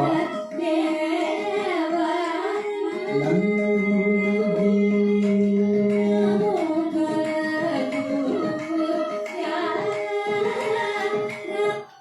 ಹೀಗೆ ಪ್ರಮುಖರು ಎಲ್ಲರನ್ನು ಒಂದು ಕೃತಿಯಲ್ಲಿ ನೆನೆಸಿದ್ದಾರೆ. ನಮಗೆ ಎಲ್ಲಿಯಾದರೂ ಶಾಸ್ತ್ರ ಗ್ರಂಥಗಳು ಬಿಟ್ಟು ಹೋದರೆ ಇದನ್ನು ಹುಡುಕಬಹುದು. ಹಾಗೊಂದು ಕ್ರೊನಾಲಾಜಿಕಲ್ ಲಿಸ್ಟ್ ಒಂದು ನಮಗೆ ಈ ಕೃತಿಯಲ್ಲಿ ನಮಗೆ ಕೊಡಮಾಡಿದ್ದಾರೆ. ಹಾಗೆ ಸಂಗೀತ ಶಾಸ್ತ್ರ ಜ್ಞಾನಂ ಅಂತ ಒಂದು ಕೃತಿ ಇದೆ, ಅದು ಕಡೆಗೆ ಮತ್ತೆ ಹೇಳ್ತೇನೆ. ಅದರಲ್ಲಿ ಭೃಂಗಿ, ನಟೇಶ, ಸಮೀರಜ, ಘಟಜ, ಮತಂಗ, ನಾರದ ಇವರನ್ನೆಲ್ಲ ಉಪಾಸನೆ ಮಾಡಿದಂತಹ ಉಲ್ಲೇಖ ಇದರಲ್ಲಿ ಬಂದಿದೆ. ಉಪನಿಷತ್ ಬ್ರಹ್ಮರ ಬಗ್ಗೆ, ಅವರು ಪೂರ್ವಾಶ್ರಮದಲ್ಲಿ ರಾಮಬ್ರಹ್ಮರ ಸಹಪಾಠಿಯವರು, ಉಪನಿಷತ್ ಬ್ರಹ್ಮ ಅಂತ ಕಾಂಚೀಪುರದಲ್ಲಿದ್ದರು. ಅವರು 100 ವರ್ಷ ವಯಸ್ಸಾಗಿ ಅವರು 108 ಉಪನಿಷತ್ತುಗಳಿಗೆ ಉಪಾಖ್ಯಾನ ಬರೆದಂಥವರು, ಭಾಳ ದೊಡ್ಡ ಜನ. 115 ವರ್ಷ ಅವರು ಬದುಕಿದ್ರು. ಅವರ ಒಂದು ರಿಕ್ವೆಸ್ಟಿನ ಹಾಗೆ ಉಪನಿಷತ್ ಬ್ರಹ್ಮರು ಆಶೆ ಮಾಡಿದ್ರು, ತ್ಯಾಗರಾಜನ ನೋಡಬೇಕು, ಬರಬೇಕು. ಹಾಗೆ ವಾಲಾಜಪೇಟೆ ವೆಂಕಟರಮಣ ಭಾಗವತರ ಶಿಷ್ಯ ಅವರನ್ನು ಕರ್ಕೊಂಡು ಉಪನಿಷತ್ ಬ್ರಹ್ಮ ಅವರಲ್ಲಿಗೆ ತ್ಯಾಗರಾಜರು ಹೋಗಿ ಒಂದು ಮುಖಾಮುಖಿಯಾಗಿ ಮಾತನಾಡಿದ್ದಿದೆ. ಅದು ದೊಡ್ಡ ಇತಿಹಾಸ, ದೊಡ್ಡದಿದೆ. ಅದು ಇಲ್ಲಿಗೆ ಮೊಟಕುಗೊಳಿಸಿ ನಿಲ್ಲಿಸ್ತೇನೆ. ತ್ಯಾಗರಾಜರು ದೀಕ್ಷಿತರ ಹಾಗೆ ಊರೂರು ತಿರುಗಿದವರು ಅಲ್ಲ. ಹೋಗಿದ್ದಾರೆ, ಇಲ್ಲ ಅಂತಿಲ್ಲ. ಅಲ್ಲಿ ತಿರುಪತಿ, ತಿರುತ್ತಣಿ, ರೇಣಿಗುಂಟ, ಪುತ್ತೂರು, ಶೋಲಿಂಗರ್, ಕಾಳಹಸ್ತಿ, ಕೋವೂರು, ಲಾಲ್ಗುಡಿ, ಮದ್ರಾಸು, ತಿರುವೊಟ್ಟಿಯೂರು, ನಾಗಪಟ್ಟಣ, ಶ್ರೀರಂಗ, ಹೀಗೆಲ್ಲ ಅಲ್ಲಿಗೆ ಹೋದಾಗ ಒಂದಷ್ಟು ಸಮುದಾಯ ಕೃತಿಗಳನ್ನು ಅದನ್ನು ಬರೆದಿದ್ದಾರೆ. ಹಾಗಾಗಿ ನಮಗೆ ಈ ಸಮುದಾಯ ಕೃತಿಗಳು ಸುಮಾರು ಲಾಲ್ಗುಡಿ ಪಂಚರತ್ನ, ತಿರುವೊಟ್ಟಿಯೂರು ಪಂಚರತ್ನ, ಅಥವಾ ತಿರುವಾರೂರಿದ್ದು ಒಂದು 10 ಕೃತಿಗಳು, ದೇವಸ್ಥಾನದ ತ್ಯಾಗರಾಜೇಶ್ವರ ದೇವಸ್ಥಾನದ ಬಗ್ಗೆ ಎಲ್ಲ ಕೃತಿಗಳು ನಮಗೆ ಸಿಗ್ತವೆ. ಅದೆಲ್ಲ ಘನ ಪಂಚರತ್ನಗಳು ಇವೆಲ್ಲವೂ ಸಿಗ್ತವೆ. ಇದು ನೀವು ಕೇಳೋಕೆ ಹೋದರೆ ಒಂದೊಂದು ಹಾಡಿಗೆ ಒಂದೊಂದು ಇತಿಹಾಸ ಸಿಗುತ್ತೆ. ಒಂದೊಂದು ಹಾಡಿಗೆ 688 ಇತಿಹಾಸ ಬರೀಬೇಕಾಗತ್ತೆ. ಸೊ ನಾನು ಬಹಳ ಸಂಕ್ಷಿಪ್ತವಾಗಿ ಒಂದು ಚೂರು ಮುಂದಕ್ಕೆ ಹೋಗ್ತೇನೆ. ಈ ಎಲ್ಲದರಲ್ಲಿಯೂ ನಮಗೆ ಬಹಳ ಇಂಟ್ರೆಸ್ಟಿಂಗ್ ವಿಷಯ ಅಂತ ಹೇಳಿದರೆ, ತ್ಯಾಗರಾಜರ ಕಾಲಕ್ಕೆ ಯಾರೂ ಕೂಡ ನೊಟೇಷನ್ ಹಾಕಿ ಬರೆದಿಡುವಂಥ ಪದ್ಧತಿ ಇರಲಿಲ್ಲ ತಾನೇ. ಹಾಗಾದರೆ ಕಲಿಯುವುದು ಹೇಗೆ, ನಮಗೆ ಈಗ ಸಿಕ್ಕಿರುವುದು ಹೇಗೆ ಈ ಕೃತಿಗಳೆಲ್ಲ, ರಚನೆಗಳೆಲ್ಲ ಅಂತ ಹೇಳಿದರೆ, 3 ದಾರಿಯಿಂದ ನಮಗೆ ಲಭಿಸಿದೆ. ಒಂದು ವಾಲಾಜಪೇಟೆ ವೆಂಕಟರಮಣ ಭಾಗವತರ ಒಂದು ದಾರಿ, ತಿಲ್ಲೈ ಸ್ಥಾನಂ ಕೃಷ್ಣ ಭಾಗವತರು ಅವರು ಇನ್ನೊಂದು ದಾರಿ, ಇನ್ನೊಂದು ಉಮಯಾಳಪುರಂ ದಾರಿ ರಾಮ ಭಾಗವತರು ಅವರಿಗೆಲ್ಲ. ಈ 3 ಶಿಷ್ಯವರ್ಗಗಳು ತ್ಯಾಗರಾಜರಿಂದ ನೇರವಾಗಿ ಸಂಗೀತವನ್ನು ಕೇಳಿಕೊಳ್ತಿದ್ರು. ಸಂಗೀತವನ್ನು ಇದೇ ರಾಗ ಅಂತೇಳಿ ತ್ಯಾಗರಾಜರು ಹೇಳ್ತಿರಲಿಲ್ಲ ಅಂತೆ. ಅದು ಯಾವುದೋ ಹಿಂದಿನ ಕಟಕಗಳು ನೋಡಿಕೊಂಡು ಓ ಇದು ಇಂಥ ರಾಗ ಅಂತೇಳಿ ಬರೆದದ್ದು. ಸೊ ಅದರ ಪ್ರಕಾರ ಒಂದು ತಿಲೈ ಸ್ಥಾನಂನವರು ಕೇಸರಿ ರಾಗ ಅಂತ ಬರೆದ್ರೆ ಮತ್ತೊಂದು ಸಿಂಧು ಕನ್ನಡ ಅಂತ ಬರೆದಿಟ್ಟಿದ್ದಾರೆ. ಈಗ ಸಿಂಧು ಕನ್ನಡ ಸರಿಯೋ ಕೇಸರಿ ಸರಿಯೋ ಗೊತ್ತಿಲ್ಲ. ಈಗ ನಾವು ಹೇಳ್ತಾ ಇದ್ದೇವೆ ಅದೆರಡು ಒಂದೇ ಅಂತ. ಯಾಕಂದರೆ ಹಾಡು ಎಂತ ನನ್ನ ಕನ್ನಡದಲ್ಲಿ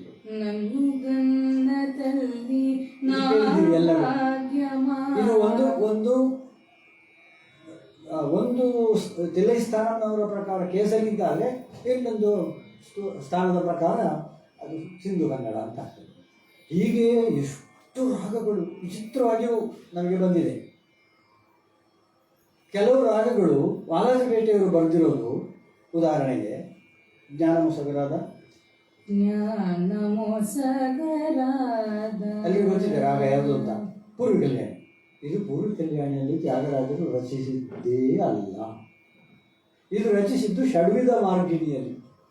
ಷಡ್ವಿಧ ಮಾರ್ಗಿಣಿಯಲ್ಲಿ ಬರೆದಂತಹ ಈ ಕೃತಿ ಇವತ್ತು ಷಡ್ವಿಧ ಮಾರ್ಗಿಣಿ ಅಂತ ನಮಗೆ ಯಾರಿಗೂ ಗೊತ್ತಿಲ್ಲ.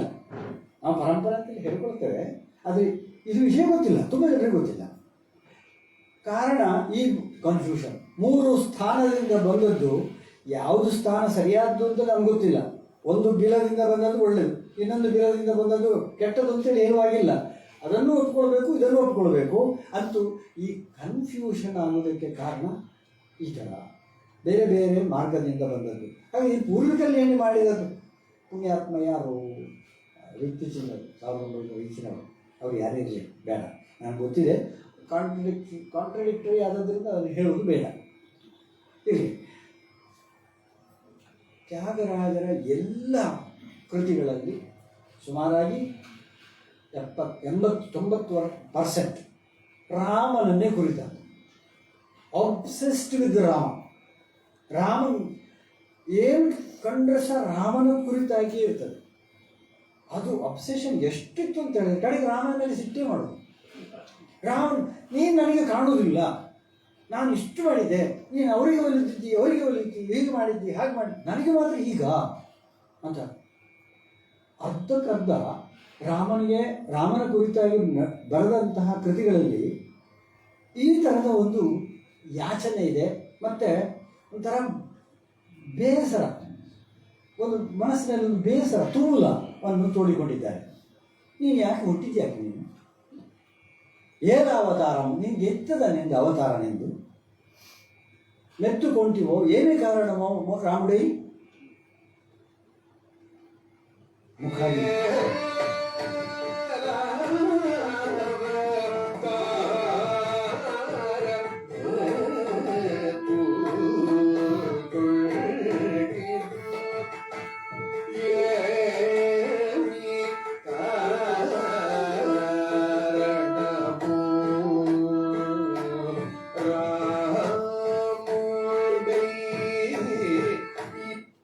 ಉದ್ದೇಶದಿಂದ ರಾಮನಾಗಿ ನೀನು ಬಂದದ್ದು? ಯುದ್ಧ ಮಾಡಲಿಕ್ಕ, ಸಂಸಾರವೆಂಬ ಕಾಯಿಲೆಯಿಂದ ನರಳುತ್ತಿರುವವರನ್ನು ಕಾಪಾಡಲಿಕ್ಕ, ಅಥವಾ ಯೋಗಿಗಳಿಗೆ ದರ್ಶನ ನೀಡಲಿಕ್ಕೆ ನೀನು ಬಂದದ್ದು ಯಾಕೆ? ಇಲ್ಲಿ ಶತರಾಗ ರತ್ನ ಮಾಲಿಕೆಯಲ್ಲೇ ನಾನು ಮಾಡಿ ಮಾಡಿ ಇಲ್ಲಿ ಬಳಲಿ ಬೆಂಡಾಗಿದ್ದೇನೆ, ಒಂದು ಚೂರು ನನಗೆ ಕಾಣಲಿಲ್ಲ. ಇವರನ್ನು ಕರುಣಿಸ್ಬೇಕಲ್ಲ, ನೀನು ಕರುಣಿಸ್ಲಿಕ್ಕೆ ಬಂದದ್ದು ಹೌದಾ? ಬಂದು ಬಿಡು ಮಾರೆ.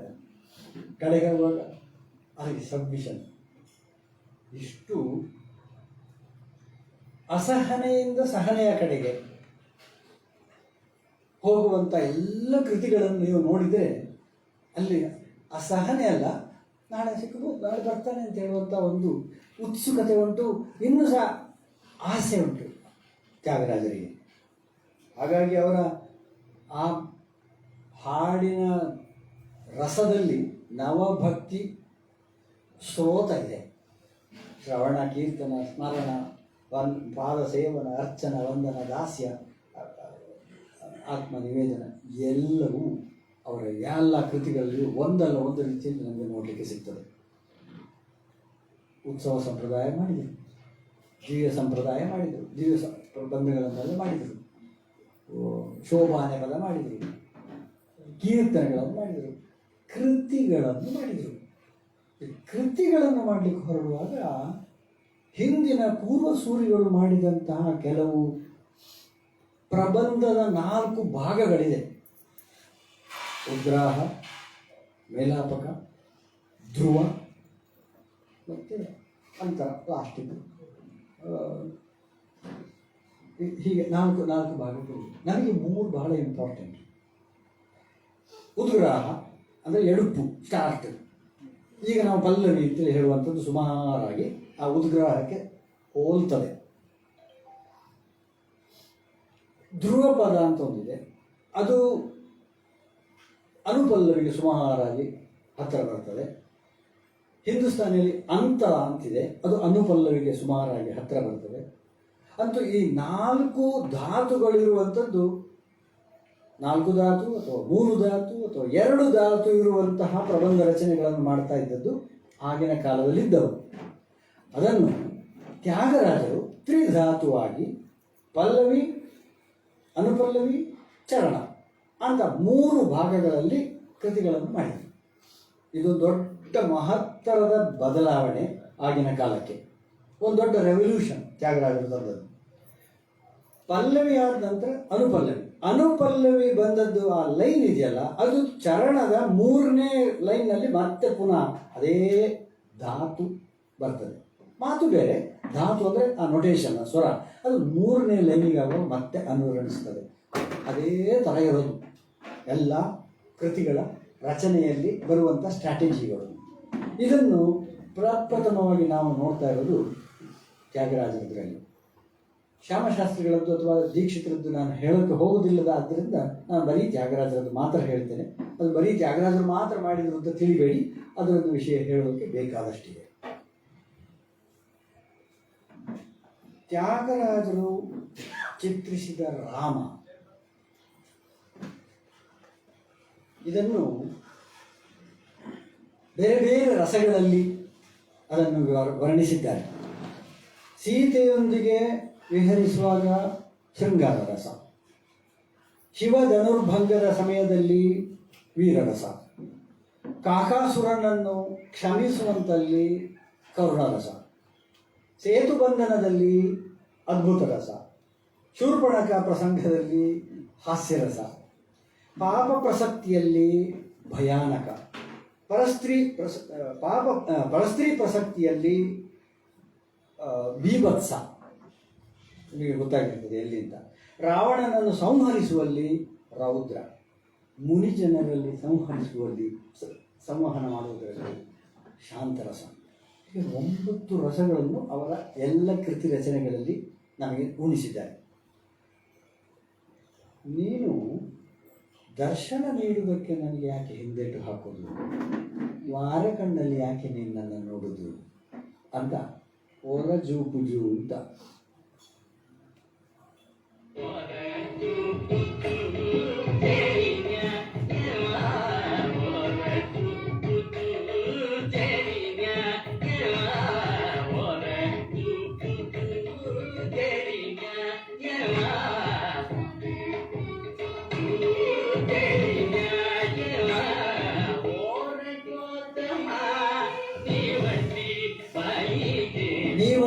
ನಿನ್ನಂತ ವ್ಯಕ್ತಿ ಇದು ಹಾಗ ಬರೀ ವಾರಕಣ್ಣಲ್ಲಿ ನೋಡಿ ಆಚೆ ಹೋಗೋದಾ? ವಾರಕಣ್ಣಲ್ಲಿ ನೋಡ್ಬಿಟ್ಟು ನೀನು ಸೀದಾ ಹೋಗುದೆಯಾ? ಓರಜು ಯಾಕೆ ವಾರಕಣ್ಣಲ್ಲಿ ನನ್ನನ್ನು ಯಾಕೆ ಹೀಗೆ ನೋಡಿ ನನ್ನನ್ನು ಹಾಸ್ಯ ಮಾಡ್ತೀವಿ ಅಂತ ಹೇಳೋದು. ಇದು ಯಾವ ರೀತಿಯ ಸಂಬಂಧ ಮಾರಾಯ ಅಂತ ರಘುತ್ತಮನನ್ನು ಕೇಳುವಂಥದ್ದು. ನನ್ನ ಪ್ರಾಣದ ಒಡೆಯನೇ, ನನ್ನನ್ನು ಪೊರೆಯಲು ನಡೆದುಕೊಂಡು ಬಂದೀಯಾ? ನನ್ನು ಪಾಲಿಂಪ ನಡಚಿ ಬಚ್ಚಿತೀವೋ ನಾ ಪ್ರಾಣನಾಥ.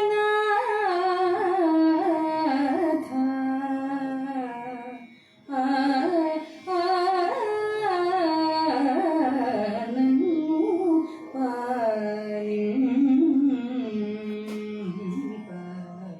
ವನ ಜನಯನ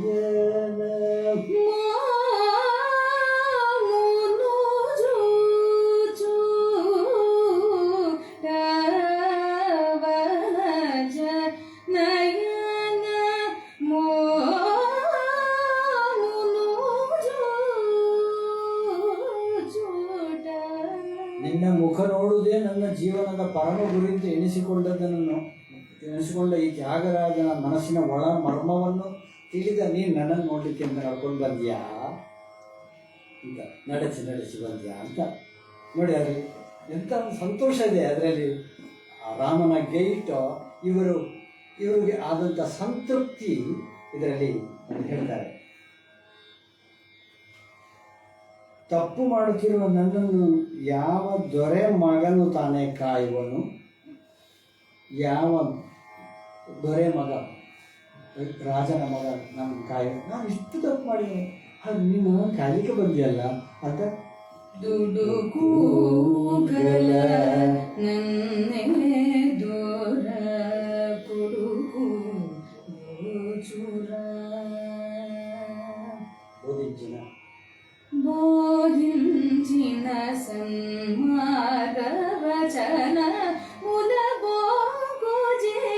ಬೋಧಿಂಚಿನ ತಾನೇ ಉಪದೇಶ ಮಾಡಿದ ಸನ್ಮಾರ್ಗ ವಚನ ಮೂಲ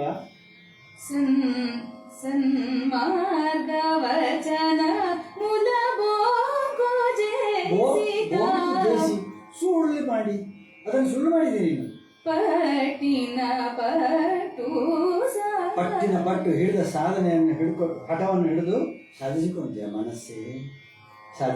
ಸಾಧಿಂಚನೆ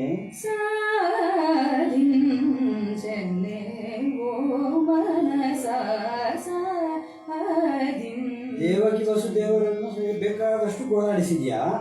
ಯಶೋದೇವ ತನ್ನ ಮಗನೆಂಬ ಭ್ರಾಂತಿಯಿಂದ ತಾನು ತಾಯಿ ತೆಗೆದುಕೊಂಡು ಅವಳು ಕಂದನನ್ನು ಮುದ್ದಿಟ್ಟು ಚುಂಬಿಸುವಾಗ ನಾವು ಚುಂಡು ಚುಂಡು ಹರಿ ಸಮಯ ಸೌಮ್ಯಕ್ಕೆ ನೀನು ಸಾಧಿಸಿದ್ದು ಸಾಕು ಮರೆಯ, ಅಷ್ಟು ಮಾಡಿಬಿಟ್ಟಿಯಲ್ಲ. ವ್ಯಂಗ್ಯ ನಗೆಯನ್ನು ಬೀರುತ್ತಿರುವ ಹರಿಯೇ ಅಲ್ಲಿ ಹರಿ ರಾಮ ಎಲ್ಲ ಒಂದೇ ಆಗ್ಬಿಡ್ತಾರೆ. ಒಂದು ಸಲ ರಾಮನನ್ನು ಹೇಳಿದ್ರೆ ಮತ್ತೊಂದು ಸಲ ಕೃಷ್ಣನನ್ನು ಯಶೋಧ. ಅದು ತಾದಾತ್ಮ್ಯ ಭಾವ ಅಂತ ಹೇಳುವಂಥದ್ದು ಅಲ್ಲಿ ಎಲ್ಲಿತ್ತು ಹುಡುಕಲಿಕ್ಕೆ ಸಿಕ್ಕುವುದಿಲ್ಲ. ದಾರಿ ಕಾಣದೆ ಶರಣು ಹೋಗಿ ತಿರುಗಿ ನಾನು ನೀನೇ ಎಂದು ಭಾವಿಸಿರುವೆ. ತಡವೇಕೆ ಸ್ವಾಮಿ, ಕಾಲಹರಣ ಏಕೆ? ಕಾಲಹರಣ ಮೇಳರಾರೆ ಸೀತಾರಾಮ ಕಾಲಹರಣ ಮೇಳರಾರೆ. ಆಯ್ತಾ? ಇದೊಂದು ಬಹಳ ರೋಷೋಕ್ತಿ ಒಂದು ತ್ಯಾಗರಾಜರ ಈ ಕೃತಿಯನ್ನು ನೋಡಿ ನನ್ನ ಪ್ರಾರ್ಥನೆಯನ್ನು ಏಕೆ ಮನ್ನಿಸುವುದಿಲ್ಲ? ವಾಲಿಯ ಉಪಟಳವನ್ನು ತಪ್ಪಿಸಲು ಸುಗ್ರೀವನನ್ನು ಪಡೆದೆ, ನನಗೂ ಸುಗ್ರೀವ ಇಲ್ಲವೇ? ಒಳ್ಳೆ ಕಂಠ ಇಲ್ಲವೇ? ಸುಗ್ರೀವ ಇಲ್ಲವೇ? ಅಣ್ಣನ ಕೋಪತಾಪವನ್ನು ತೆರೆಯಲು ವಿಭೀಷಣನನ್ನು ಪಡೆದೆ, ಅವನ ಮಾತು ಮಾತ್ರ ನಿನಗೆ ಗಿಣಿಯ ಮಾತಾಯಿತೆ, ನನ್ನ ಪ್ರಾರ್ಥನೆಯ ಮಾತು ಮಾತ್ರ ನಿನಗೆ ಭೀಷಣ ಅಲ್ಲವೇ ಅಂತ ನಾವು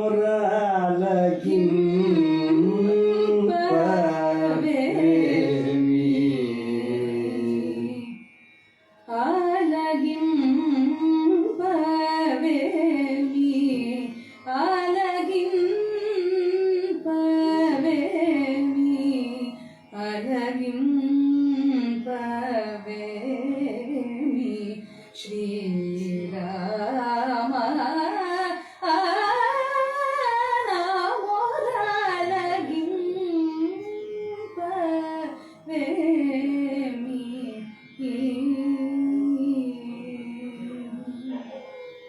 ನನ್ನ ಪ್ರಾರ್ಥನೆಯನ್ನು ಯಾಕೆ ನೀನು ಕೇಳುವುದಿಲ್ಲ? ಹಾಗೆ ಯಜ್ಞ, ಯಾಗ, ವೇದ, ಘೋಷ, ಉಪನಿಷತ್ತು ಎಲ್ಲ ಕಲ್ಪು ದೊಡ್ಡ ವಿದ್ವಾಂಸ ಅಂತೇಳಿ ಹೇಳಿಕೊಂಡವರು ದೊಡ್ಡ ಪದವಿ. ಅವ ಚತುರ್ವೇದಿ, ಇವ ತ್ರಿವೇದಿ, ಇವ ಘನಪಾಠಿ, ಇವನು ಹಾಗೆ, ಇವನು ಹೀಗೆ. ಇವರನ್ನು ಈ ಪದವಿ ಸಿಕ್ಕಿದವರನ್ನು ಮಾತ್ರವ ಇದು ಸದ್ಭಕ್ತಿ ಅಂತ ನೆನೆಸಿದ್ಯಾ? ಏನು ನೆನೆಸಿದ್ದಿ? ಪದವಿ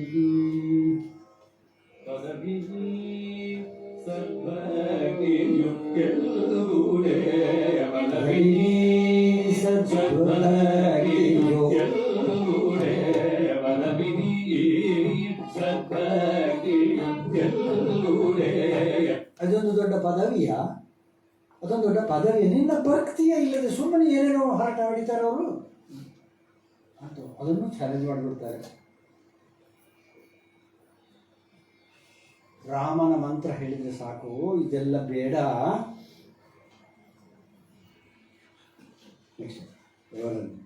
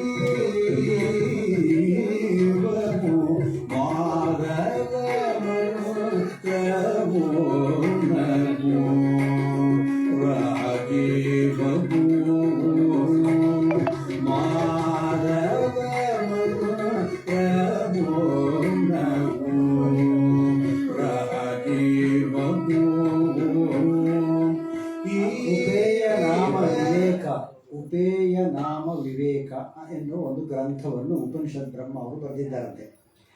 ಅದರಲ್ಲಿ ನಾರಾಯಣ ನಾಮದ ರಾ, ನಮಃ ಶಿವಾಯದ ವನ್ನು ಒಟ್ಟು ಸೇರಿಸಿ ರಾಮ ಮಂತ್ರವನ್ನು ಮಾಡಿದಂಥ ರಹಸ್ಯ ವಿವೇಕವನ್ನು ಅಲ್ಲಿ ಹೇಳಿದ್ದಾರೆ. ಅದನ್ನು ಇವರು ಹಿಡ್ಕೊಂಡ್ರು, ತ್ಯಾಗರಾಜರು ಹಿಡ್ಕೊಂಡು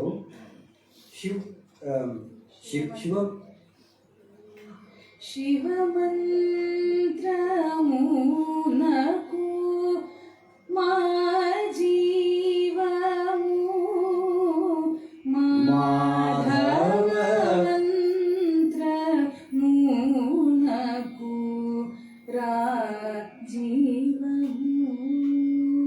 ಇದು ಅರ್ಥ ಗೊತ್ತಿಲ್ಲದೆ ತುಂಬ ಜನ ನಮ್ಮ ಸಂಗೀತಗಾರರು ಧವ ಮಂತ್ರ ಅಂತ ಆಗಿರ್ತದೆ. ಮಾಧವ ಮಂತ್ರ ಅಲ್ಲ, ಹೆಚ್ಚು ಕಡಿಮೆ ಆಗಿಬಿಟ್ರೆ ಅನಾಹುತ ಆಗ್ತದೆ. ಇದು ತುಂಬ ಸಲ ಸಂಗೀತಗಾರರು ಸಂಗೀತದ ಅರ್ಥವೇ ತಿಳಿಯದೆ ಸುಮ್ಮನೆ ಹೇಳಿಬಿಡ್ತಾರೆ. ದೇವಾಮೃತ ವರ್ಷಿಣಿ ಅಂತ ರಾಗ, ಇದು ಕರಗ ಪ್ರಿಯ ಅಲ್ಲ. ದೇವಾಮೃತ ವರ್ಷಿಣಿ ರಾಗದಲ್ಲಿ ಯವರನೇ ನಿರ್ಣಯಿಂಚಿರ ಅಂತ ಹೇಳುವಂಥ ಈ ಕೃತಿಯಲ್ಲಿ ರಾಮ ಅಂತ ಶಬ್ದವನ್ನು ಯಾಕೆ ಹೇಳಬೇಕು ಅಂತ ಹೇಳುವಂಥದ್ದನ್ನು ಒಂದು ಲಿಖಿತ ರೂಪದಲ್ಲಿ ಅಷ್ಟೂ ಚಂದ ಮಾಡಿ ನಮಗೊಂದು ಮಂತ್ರವನ್ನು ಹೇಳಿಕೊಟ್ಟಿದ್ದಾರೆ. ಇಲ್ಲಿ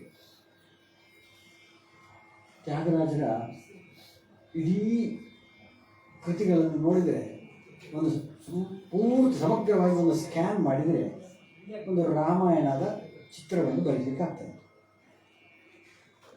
ಇಡೀ ರಾಮಾಯಣದ ಚಿತ್ರವನ್ನು ಹಂಸಧ್ವನಿಯ ಶ್ರೀ ರಘುಕುಲ, ಯದುಕುಲ ಕಾಂಬೋದಿಯ ಶ್ರೀ ರಾಮ ಜಯರಾಮ, ಶ್ರೀರಾಮ ಜಯ ರಾಮ ಜಯ ರಾಮ ಜಯ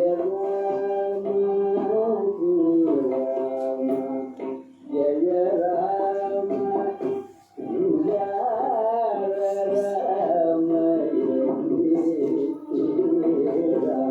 9 ಚರಣಗಳಿದೆ. 9 ಚರಣಗಳಲ್ಲಿ ಪ್ರತಿ ಒಂದೊಂದು ಕ್ಯಾರೆಕ್ಟರನ್ನು ಹೇಳ್ತಾ ಹೋಗ್ತಾರೆ.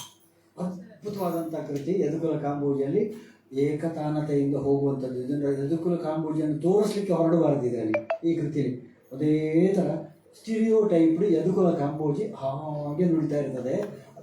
ಪಾಲ್ಘಾಟ್ ಕೆ ವಿ ನಾರಾಯಣಸ್ವಾಮಿ ಅಂತವರು ಸಂಯಮದವರು ಹಾಡಬೇಕು, ಉತ್ಸಾಹದವರು ಅಟ್ಟಹಾಸದವರು ಹಾಡಿದರೆ ಅನಾಹುತ ಆಗ್ತದೆ.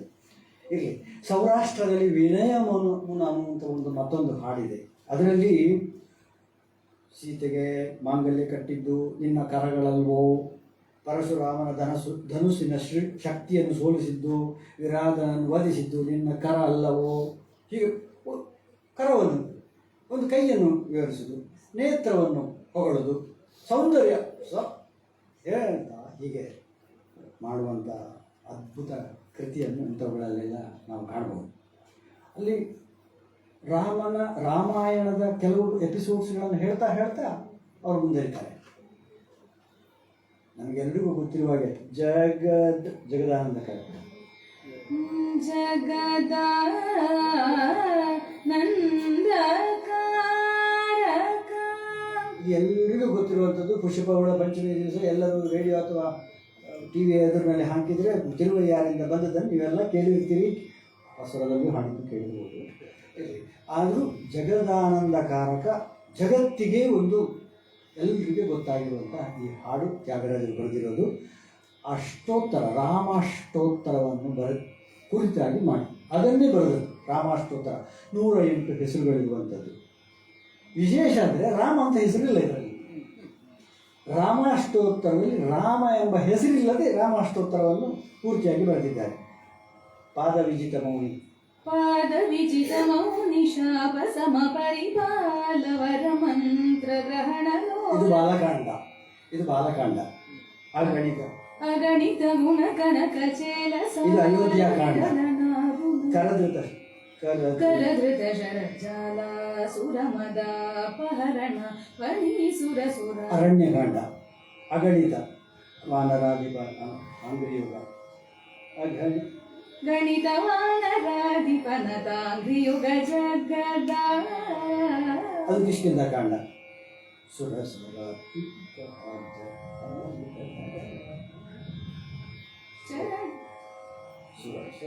ಸುರಸಾರಿ ಪುಗರಾಜ ವರುಣ ಸುರಗಣ ಮದಹರಣ ಸನಾತನ ಜನುತ ಅದು ಸುಂದರಕಾಂಡ. ಅಬ್ಧಿಮದಹರಣ, ವಾಸವರಿಪು ಜನಕಾಂತಕ, ಶರಣಾಗತ ಪಾಲನ ಸುಮನೋರಮಣ, ಸುರಮುನಿ ಜನ ವಿಹಿತ ಕಲಶ. ಇಲ್ಲಿ ಸೇತುಬಂಧನ, ರಾವಣವಧೆ, ವಿಭೀಷಣ ಶರಣಾಗತಿ, ಬ್ರಹ್ಮಾದಿ ದೇವತೆಗಳ ಆಗಮನ, ಶ್ರೀರಾಮ ಪಟ್ಟಾಭಿಷೇಕ ಎಲ್ಲ ಒಂದು ಕೃತಿಯಲ್ಲಿ. ಅಲ್ಲಿ ರಾಮನ ಅಷ್ಟೋತ್ತರ ಮಾಡ್ತಾ ಮಾಡ್ತಾ ಇದ್ದಾಗೆ ಒಂದು ರಾಮಾಯಣವನ್ನು ಅಂದ್ರವೇಲ್ ಮಾಡುವಂಥ ಇವರದೊಂದು ಟೆಕ್ನಿಕ್ಕು ಅದ್ಭುತವಾದದ್ದು. ಹಾಗೆಯೇ ಕನಕನ ರುಚಿರ ಇಲ್ಲಿ, ಎಂದರೋ ಮಹಾನುಭಾವರಲ್ಲಿ ಇದೇ ಥರದ ಒಂದು ಚಾಣಾಕ್ಷತನ ಮತ್ತು ಹೇಳಿಕೊಡುವಂಥ ಆ ಒಟ್ಟಿಗೆ ಸಂಯೋಗ ಆಗುವಂಥ ರಾಮನ ಜೊತೆ ಸಂಯುಕ್ತ ಆಗುವಂಥ ಒಂದು ಕೃತಿ ರಚನೆ ಇವೆಲ್ಲ.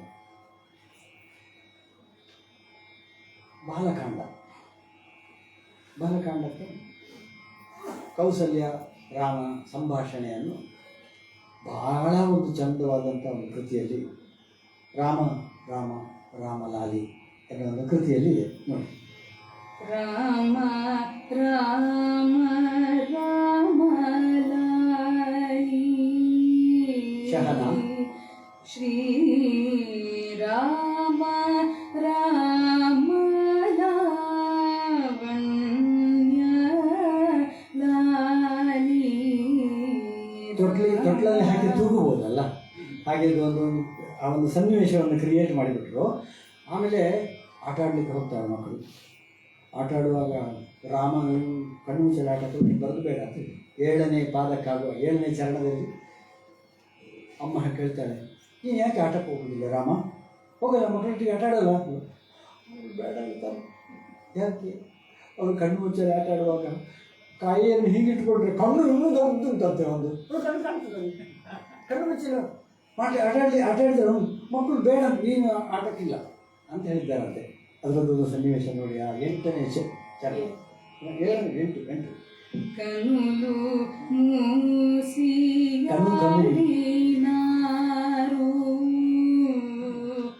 ಕರಮುನ ಮುನ ಕಡಗಲಿ ನೇತ್ರ ಮನಿ ಕಸರೆದರು. ರಾಮ ರಾಮ ರಾಮ ಲಾಲಿ.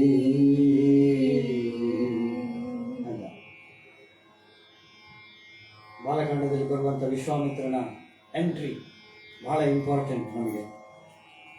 ವಿಶ್ವಾಮಿತ್ರ ಏನು ಒಂದು ಹೆಮ್ಮೆ. ಶಿವಧನಸ್ಸನ್ನು ಹಿಡ್ಕೊಂಡು ಅವನು ಎಳೆದು ನೆಂಚಿದ್ದಾನೆ. ಅವನ ಮುಂಗುರುಳು ಹೀಗೆ ಬಂದಿದಂತೆ. ಅದು ವಿಶ್ವಾಮಿತ್ರ ನೋಡ್ತಾನೆ. ಇದು ತ್ಯಾಗರಾಜರು ನೋಡಿದ್ದು. ವಿಶ್ವಾಮಿತ್ರ ನೋಡ್ತಾ ಇದ್ದಾನೆ. ಆ ರಾಮನ ಮುಂಗುರುಳು ಹೀಗೆ ಅಲ್ಲಾಡ್ತಾ ಉಂಟು. ರೇ ರೇ ರೇ ರೇ ರೇ ರೇ ರೇ ಅಂತ ಮಧ್ಯಮ ಅವಧಿಯ ರೀಯಲ್ಲಿ ರೀ ರೀ ರೀ ರೀ ಅಂತ ಅಲ್ಗಾಡ್ತಾ ಉಂಟು. ಅದು ಹೇಳೋದು ಅಲಕಲಲ್ಲಲಾಡಗಗನಿ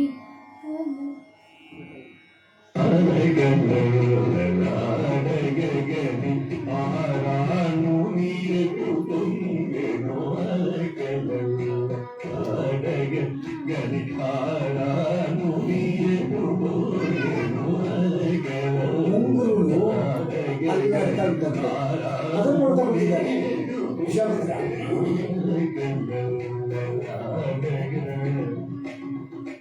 ಮಾರೀಚನ ಮದ ಅಡಗಿಸುವಾಗಲೂ ಶಿವಧನುಸ್ಸನ್ನು ಮುರಿಯುವಾಗಲೂ ರಾಮನ ಮುಖಕಮಲದ ಮೇಲಿನ ಮುಂಗುರುಳನ್ನು ನೋಡಿ ತ್ಯಾಗರಾಜರು ಹೇಳಿದ್ದು ಇಲ್ಲಿ ಏನೋ ಆಗ್ತಾ ಉಂಟು. ಮಾರೀಚನ ಮದ ಅಟ್ಟಹಾಸ ಆಗ್ತಾ ಇರುವಾಗ ಇವರು ನೋಡಿದ್ದಾಚೆ ಇದೇ ಆಗಿದೆ.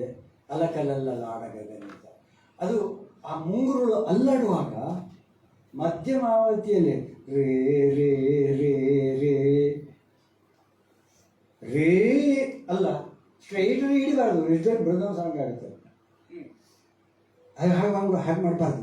ಅದನ್ನು ಆ ರೀಯನ್ನು ಅಲ್ಗಾಡಿಸಿ ಕಂಪಿತ ಗಮಕದ ರೀಯನ್ನು ಉಪಯೋಗಿಸಿಬಿಟ್ಟು ಮಧ್ಯಮಾವತಿಯಲ್ಲಿ ಮುಂಗುರುಳನ್ನು ಅಲ್ಲಾಡಿಸ್ತಾರೆ. ಇದು ತ್ಯಾಗರಾಜರ ಚಮತ್ಕಾರ.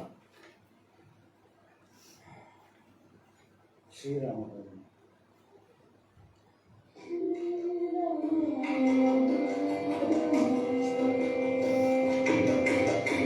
ಶ್ರೀರಾಮ ಪಾದಮ ದಾರಿಣಿ ಶಿಲೆಯೈ ತಾಪನು ತಾಡಕ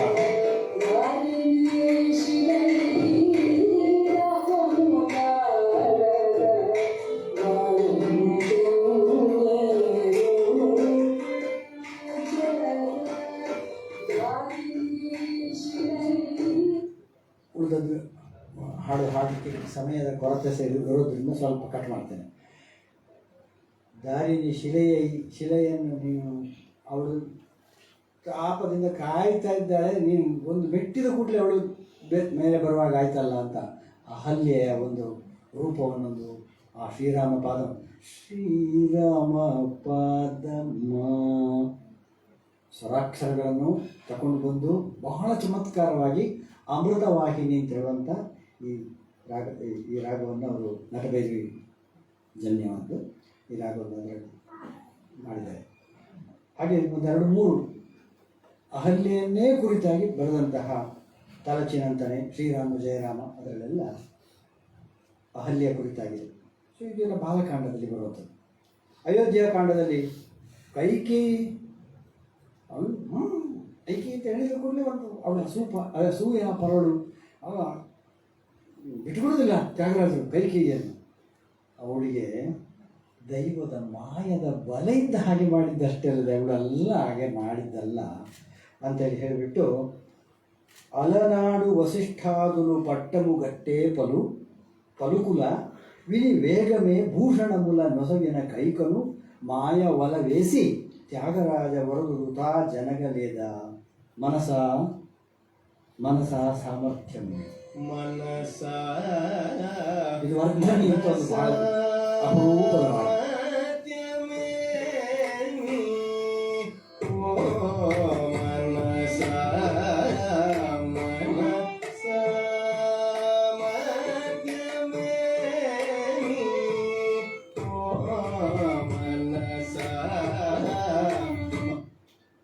ಜಾನಕಿಯ ಬಗ್ಗೆ ಹಲವಾರು ಕೃತಿಗಳಿವೆ.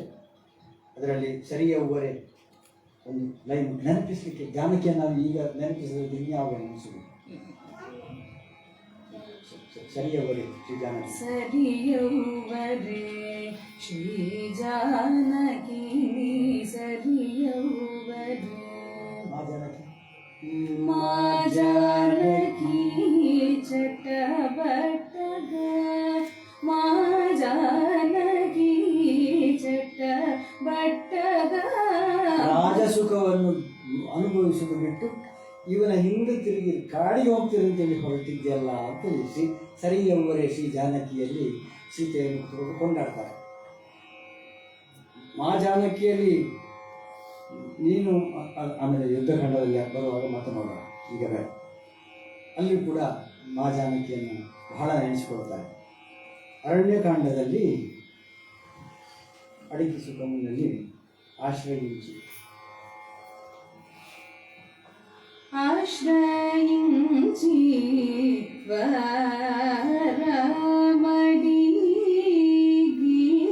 ಸೀತಾ ಆಶ್ರయింಚಿ ವರಮಡಗಿನ ಸೀತ ಅಡವಿ ಪೂನಾಯೆ. ಸೀತೆ ನಿನ್ನನ್ನು ಆಶ್ರಯಿಸಿಕೊಂಡು ಅರಣ್ಯ ಬಂದು ಏನು ಮಾಡಿದ್ದು ಪ್ರಾಪ್ತಿ ಮಾಡಿದ್ದಿದ್ದದು ಅರಣ್ಯವಾಸ. ತ್ಯಾಗರಾಜರು ಹೀಗೆ ಮಾಡಬಾರ್ದು ಆಯ್ತಾ ಅಂತ ನಿಂದಿಸ್ಬಿಡ್ತಾರೆ.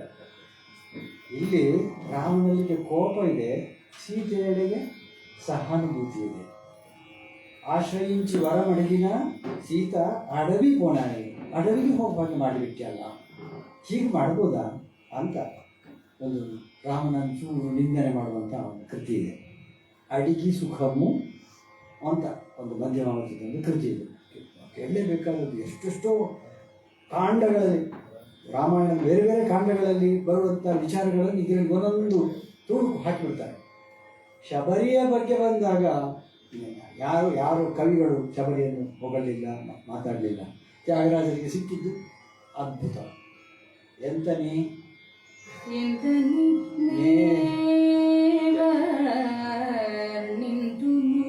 ಶಬರಿ ಭಾಗ್ಯ ನಾನು ಹೇಗೆ ವರ್ಣಿಸಲಿ ಅಂತ. ಅವನು ಎಂಜಲು ಆದಂತಹ ಹಣ್ಣನ್ನು ರಾಮನಿಗೆ ಕೊಟ್ಟಳು ಅಂತ ಒಂದು ನಮಗೆ ಕೇಳಿ ಬರ್ತದೆ. ಇದು ಪದ್ಮಪುರಾಣದಲ್ಲಿ ಉಂಟಂತೆ, ಬೇರೆ ಎಲ್ಲೂ ಇಲ್ಲ.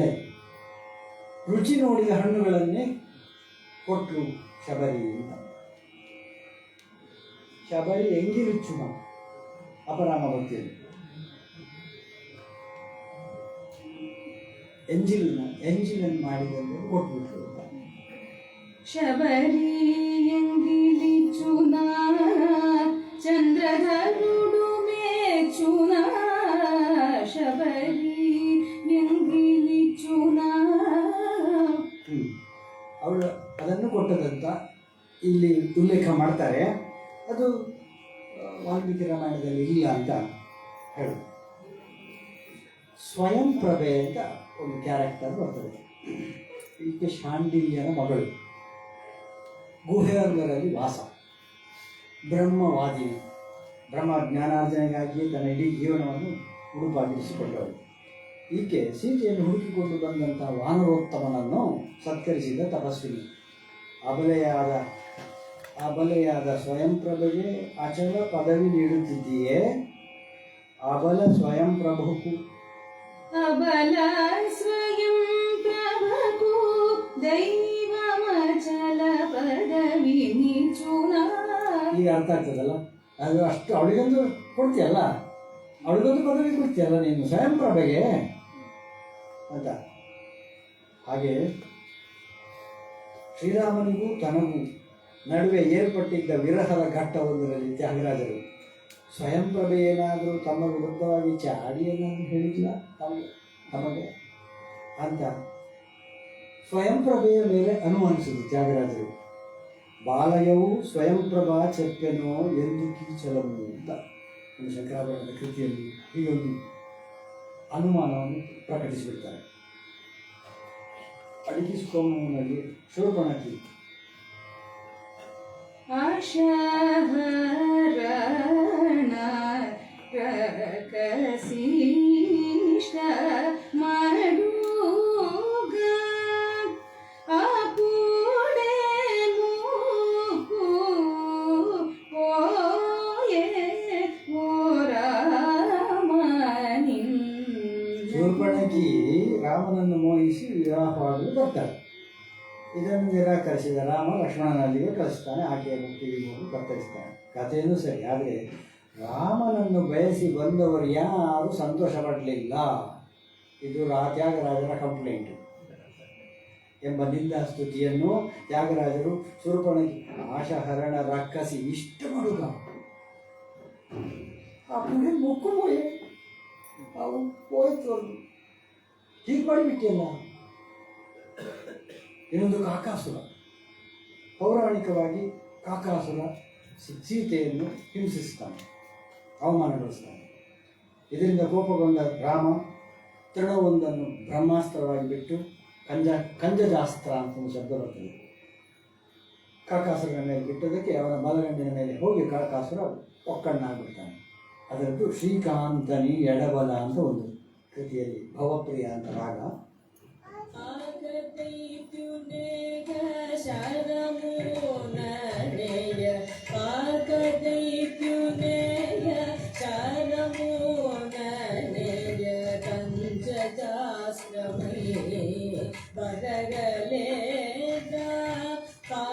ಈ ಥರ ಹೋಗ್ತದೆ. ಇದು ಈ ಥರದ್ದೊಂದು 10-12 ಕೃತಿಗಳನ್ನು ಹೀಗೆ ಆಯ್ಕೆ ಮಾಡಿಕೊಳ್ಬೋದು. ನಿಲ್ಲಿಸ್ತೇನೆ ಇಲ್ಲಿಗೆ. ಕಿಷ್ಕಿಂಧ ಖಂಡಕ್ಕೆ ಹೋದರೆ ಅಲ್ಲಿ ಒಂದು ಆಂಜನೇಯ ಸಿಕ್ಕಿದ ತಕ್ಷಣ ಇವರು ಬೇರೆ ಪಾಹಿ ರಾಮದೂತ ಜಗತ್ ಪ್ರಾಣಕುಮಾರ ಮಾಂ ಅಂತ ವಸಂತ ವರಾಳಿ ರಾಗದಲ್ಲಿ ಹೈದರಾಬಾದ್ ಬ್ರದರ್ಸ್ ಹಾಡಿದಂಥ ಒಂದು ಅದ್ಭುತ, ಎಲ್ಲೂ ಕೇಳಿರುವುದಿಲ್ಲ.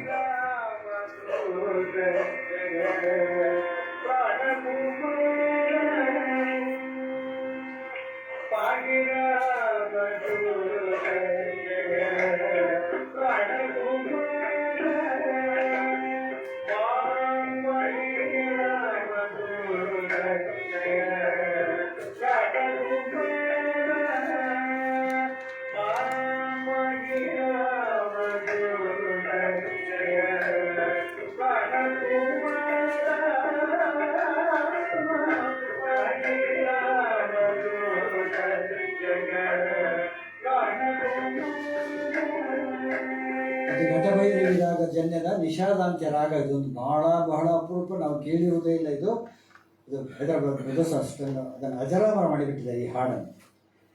ವಾಯುಪುತ್ರನೇ, ಸಮುದ್ರೋಲ್ಲಂಘನ ಮಾಡಿ ಅಕ್ಷಯ ಕುಮಾರನನ್ನು ವಧಿಸಿದವನೇ, ಸೂರ್ಯನಂತೆ ತೇಜೋಮಯನೇ, ರಘುವರನ ಸುಚರಣಗಳನ್ನು ಕರಗಳಲ್ಲಿ ಹಿಡಿದವನೇ, ಕಲಿಯುಗದ ಪಾಪಗಳನ್ನು ತೇರಿಸುವವನೇ, ರಾಕ್ಷಸರೆಂಬ ಸಮುದ್ರಕ್ಕೆ ಅಗಸ್ತ್ಯನಂತಿರುವವನೇ, ಹೀಗೆ ಹೇಳ್ತಾ ಮೇರು ಪರ್ವತಕ್ಕೆ ಸಮಾನವಾದ ದೇಹವುಳ್ಳವನೇ, ಪರಮ ಭಾಗವತನೇ ನಮ್ಮನ್ನು ರಕ್ಷಿಸು ಅಂತ ಆ ಹನುಮಂತನನ್ನು ಎಷ್ಟು ನಮ್ಮೆಯ ನಾಮ ವಿಶೇಷಣ ಪದಗಳಿಂದ ಸ್ತುತಿಸ್ತಾರೆ.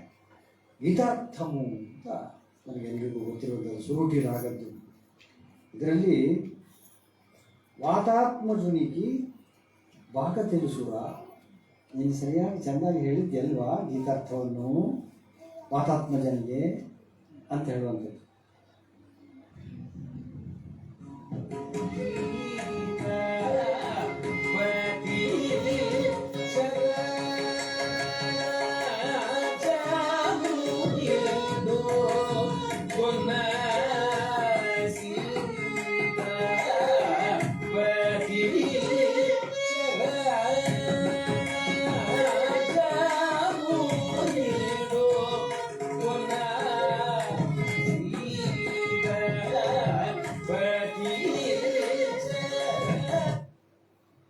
ಸುಂದರಕಾಂಡಕ್ಕೆ ಬಂದರೆ ಅಲ್ಲೂ ಬೇಕಾದಷ್ಟು ಕೃತಿಗಳಲ್ಲಿ ರತ್ನಗಳೇ ಇದೆ.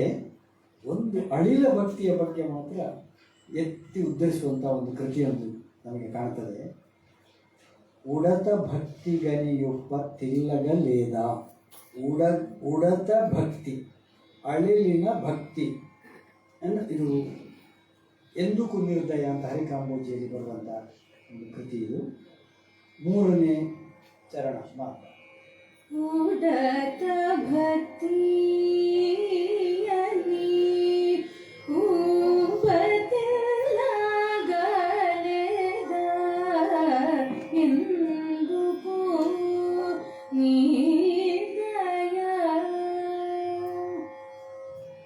ಅಳಿಲಿನ ಭಕ್ತಿಯನ್ನು ವಾಲ್ಮೀಕಿ ರಾಮಾಯಣದಲ್ಲಿ ಹೇಳಿಲ್ಲ. ಆದರೆ ತೆಲುಗಿನ ರಂಗನಾಥ ರಾಮಾಯಣದಲ್ಲೂ ಆಳ್ವಾರರ ದಿವ್ಯ ಪ್ರಬಂಧದಲ್ಲೂ ಅಳಿಲಿನ ಮೇಲೆ ರಾಮ ಕೈ ಇಟ್ಟ ಪರಿಣಾಮವಾಗಿ 3 ಗೆರೆ ಬಂದದ್ದರ ಉಲ್ಲೇಖ ಇದೆ ಅಂತೆ. ಅದನ್ನು ಇವರು ಎತ್ಕೊಂಡ್ಬಿಟ್ಟಿದ್ದಾರೆ. ಅದನ್ನು ಈ ಹಾಡಿನಲ್ಲಿ ಅಳಿಲಿನ ಭಕ್ತಿಯನ್ನು ಬಹಳ ಇಂಪಾರ್ಟೆಂಟ್ ಅಂತ ಹೇಳುವ ಹಾಗೆ ಅದನ್ನು ವಿವರಿಸಿದ್ದಾರೆ. ಹೀಗೆ ತುಂಬ ಹಾಡುಗಳಿದೆ. ಸೀತಾಪತೆ ಕಮಾಸಿನಲ್ಲಿ, ಏವರ ಮುಡುಗುದುರ, ಗೀತಾರ್ಥಮು, ಲೇಖನ ಮುಂತಾದವುಗಳಲ್ಲಿ ಆಂಜನೇಯನ ಉಲ್ಲೇಖ ಬೇಕಾದಷ್ಟು ಮಾಡಿದ್ದಾರೆ. ಯುದ್ಧಕಾಂಡಕ್ಕೆ ಬಂದಾಗ ಸೀತೆ, ರಾವಣ, ವಿಭೀಷಣ ಇವರೆಲ್ಲರ ಬಗ್ಗೆ ಉಲ್ಲೇಖ ಇದೆ. ಕನಕೆ ಗಿರಿಯಜ್ಞ ನಿರತ ಮಾಯಾ ಕರಮುನಿಚಿ ಶ್ರೀಕಿ ಚಿಂತನೆಂದಿ ದನಗೂನಿ ವಿಂತನೆ ಚನಿ ಅಶೋಕ ತರುಮೂಲ ಮಾಯಾ ಸೀತೆಯಾಗಿ ರಾವಣನಿಂದ ಅಪಹರಿಸಲ್ಪಟ್ಟಿದ್ದಾಳೆ. ಸೀತೆಗೆ ನೀನನ್ನು ಸುಮ್ಮನೆ ದೃಷ್ಟಿ ಮಾತ್ರದಿಂದ ಸುಟ್ಟು ಬಿಸಾಕೋದಿತ್ತ, ಅವಳು ಮಾಡಲಿಲ್ಲ. ಯಾಕಂದರೆ ರಾವಣಾರಿ ಅಂತ ಒಂದು ಶಬ್ದ ಬರ್ತದೆ ನಿನಗೆ, ರಾವಣನ ಶತ್ರು ಅಂತ. ಅದು ತಂದದ್ದು ಸೀತೆ, ಆಯ್ತಾ? ನೀನಲ್ಲ.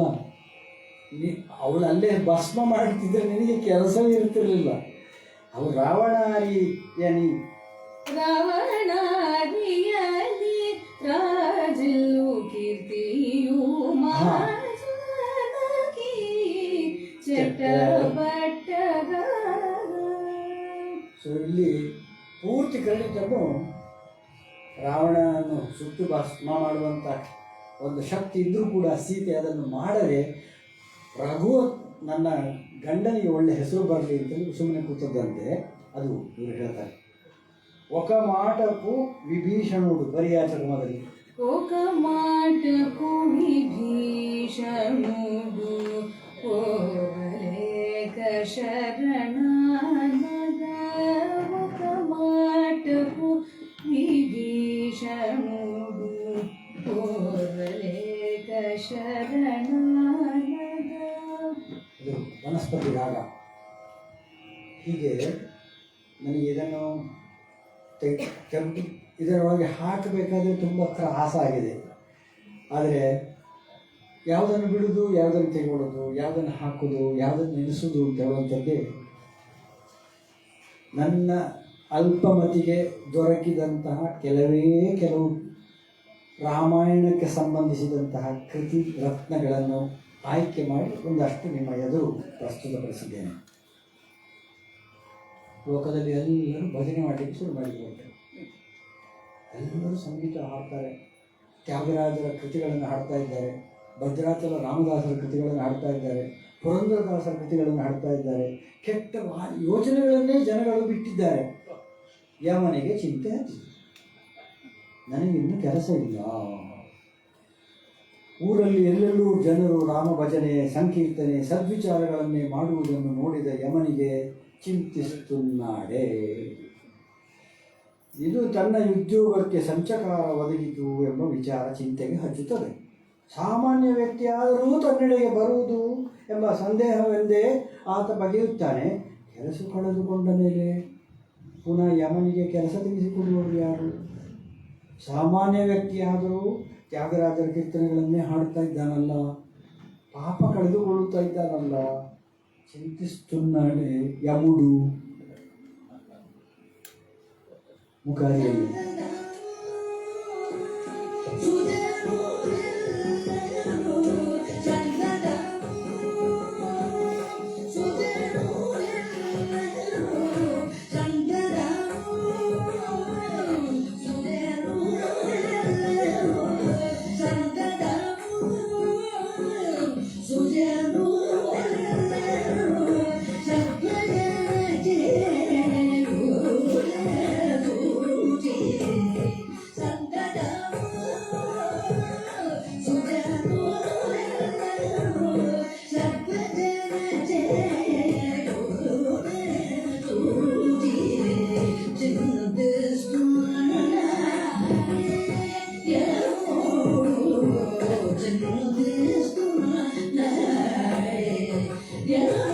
ಏನೊಂದು ಸಕಾರಾತ್ಮಕ ಭಾವನೆ ನೋಡಿ ತ್ಯಾಗರಾಜರಿಗೆ. ಕೊನೆಗೂ ಅವನಿಗೆ ತಲುಪಿಸಿ ಆಗಬೇಕು ಅಷ್ಟು ಇದ್ರ ಖುಷಿ. ಬೇಕಾದಷ್ಟು ನಿಂದಿಸಿದ್ದಾರೆ, ಜನರನ್ನು ಬೇಕಾದಷ್ಟು ಟೀಕೆಯೂ ಮಾಡಿದ್ದಾರೆ. ಕೆಲವು ಕೃತಿಗಳಲ್ಲಿ ಏನೇನು ಮಾಡಿದ್ದಾರೆ, ತೆಲಿಯಲ್ಲೇ ಇರುವ ರಾಮ ಇವರಿಗೇನು ಭಕ್ತಿ ಏನು ಗೊತ್ತಿದೆ ಅಂತ ಬೈದಿದ್ದಾರೆ. ಅದರ ಎಡೆಯಲ್ಲಿ ಆ ಸಕಾರಾತ್ಮಕವಾದಂಥ ಒಂದು ಆಲೋಚನೆ ಇಂಥ ಕೃತಿಗಳಲ್ಲಿ ನಮಗೆ ತುಂಬ ಧೈರ್ಯ ತುಂಬುತ್ತದೆ. ತ್ಯಾಗರಾಜರು ಸಾಯುವುದು ಪುಷ್ಯಬಹುಳ ಪಂಚಮಿಯ ಸಮಯದಲ್ಲಿ 1847ರಲ್ಲಿ ಒಂದು 10-12 ದಿವಸಗಳ ಮುಂಚೆ ಅವರಿಗೆ ಗೊತ್ತಾಗ್ತದೆ ತಾನು ಹೋಗ್ತೇನೆ ಅಂತ. ಎಲ್ಲ ಶಿಷ್ಯರನ್ನು ಬರಲಿಕ್ಕಿದ್ದಾರೆ, ನೀವೆಲ್ಲ ಬರಬೇಕು, ನೀವೆಲ್ಲ ಹಾಡಬೇಕು, ಹಾಡಿ ರಾಮನನ್ನು ಕರ್ಕೊಂಡು ಹೋಗ್ತೇನೆ ಅಂತ ಹೇಳಿದ್ದಾನೆ. ನಿಮಗೆ ಏನು ಅನ್ಎಕ್ಸ್ಪೆಕ್ಟೆಡ್ ಆಗೋದು ಬೇಡ, ಇವೆಲ್ಲರೂ ಸೆಲೆಬ್ರೇಷನ್ ಆಗಿ ಮಾಡಬೇಕು ಎಲ್ಲ ಮಕ್ಕಳನ್ನೆಲ್ಲ ಕರೆಸಿಬಿಟ್ಟು ಪರಿತಾಪಮು ಅಂತ ಮನೋಹರಿ ರಾಗ ಒಂದು ಲೈನ್. ಪರಿತಾಪಮು ಗನಿಯಾಡಿನ ಪಲುಕುಲ ಮರಚಿದಿಯೋನ. ಇದೊಂದು ಇನ್ನು ಪರಮಾತ್ಮುಡು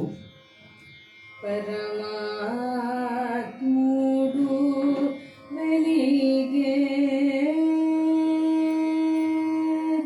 ಮುಚ್ಚಟ ಭಾಗ ದೇಲುಸು ಕೋರೆ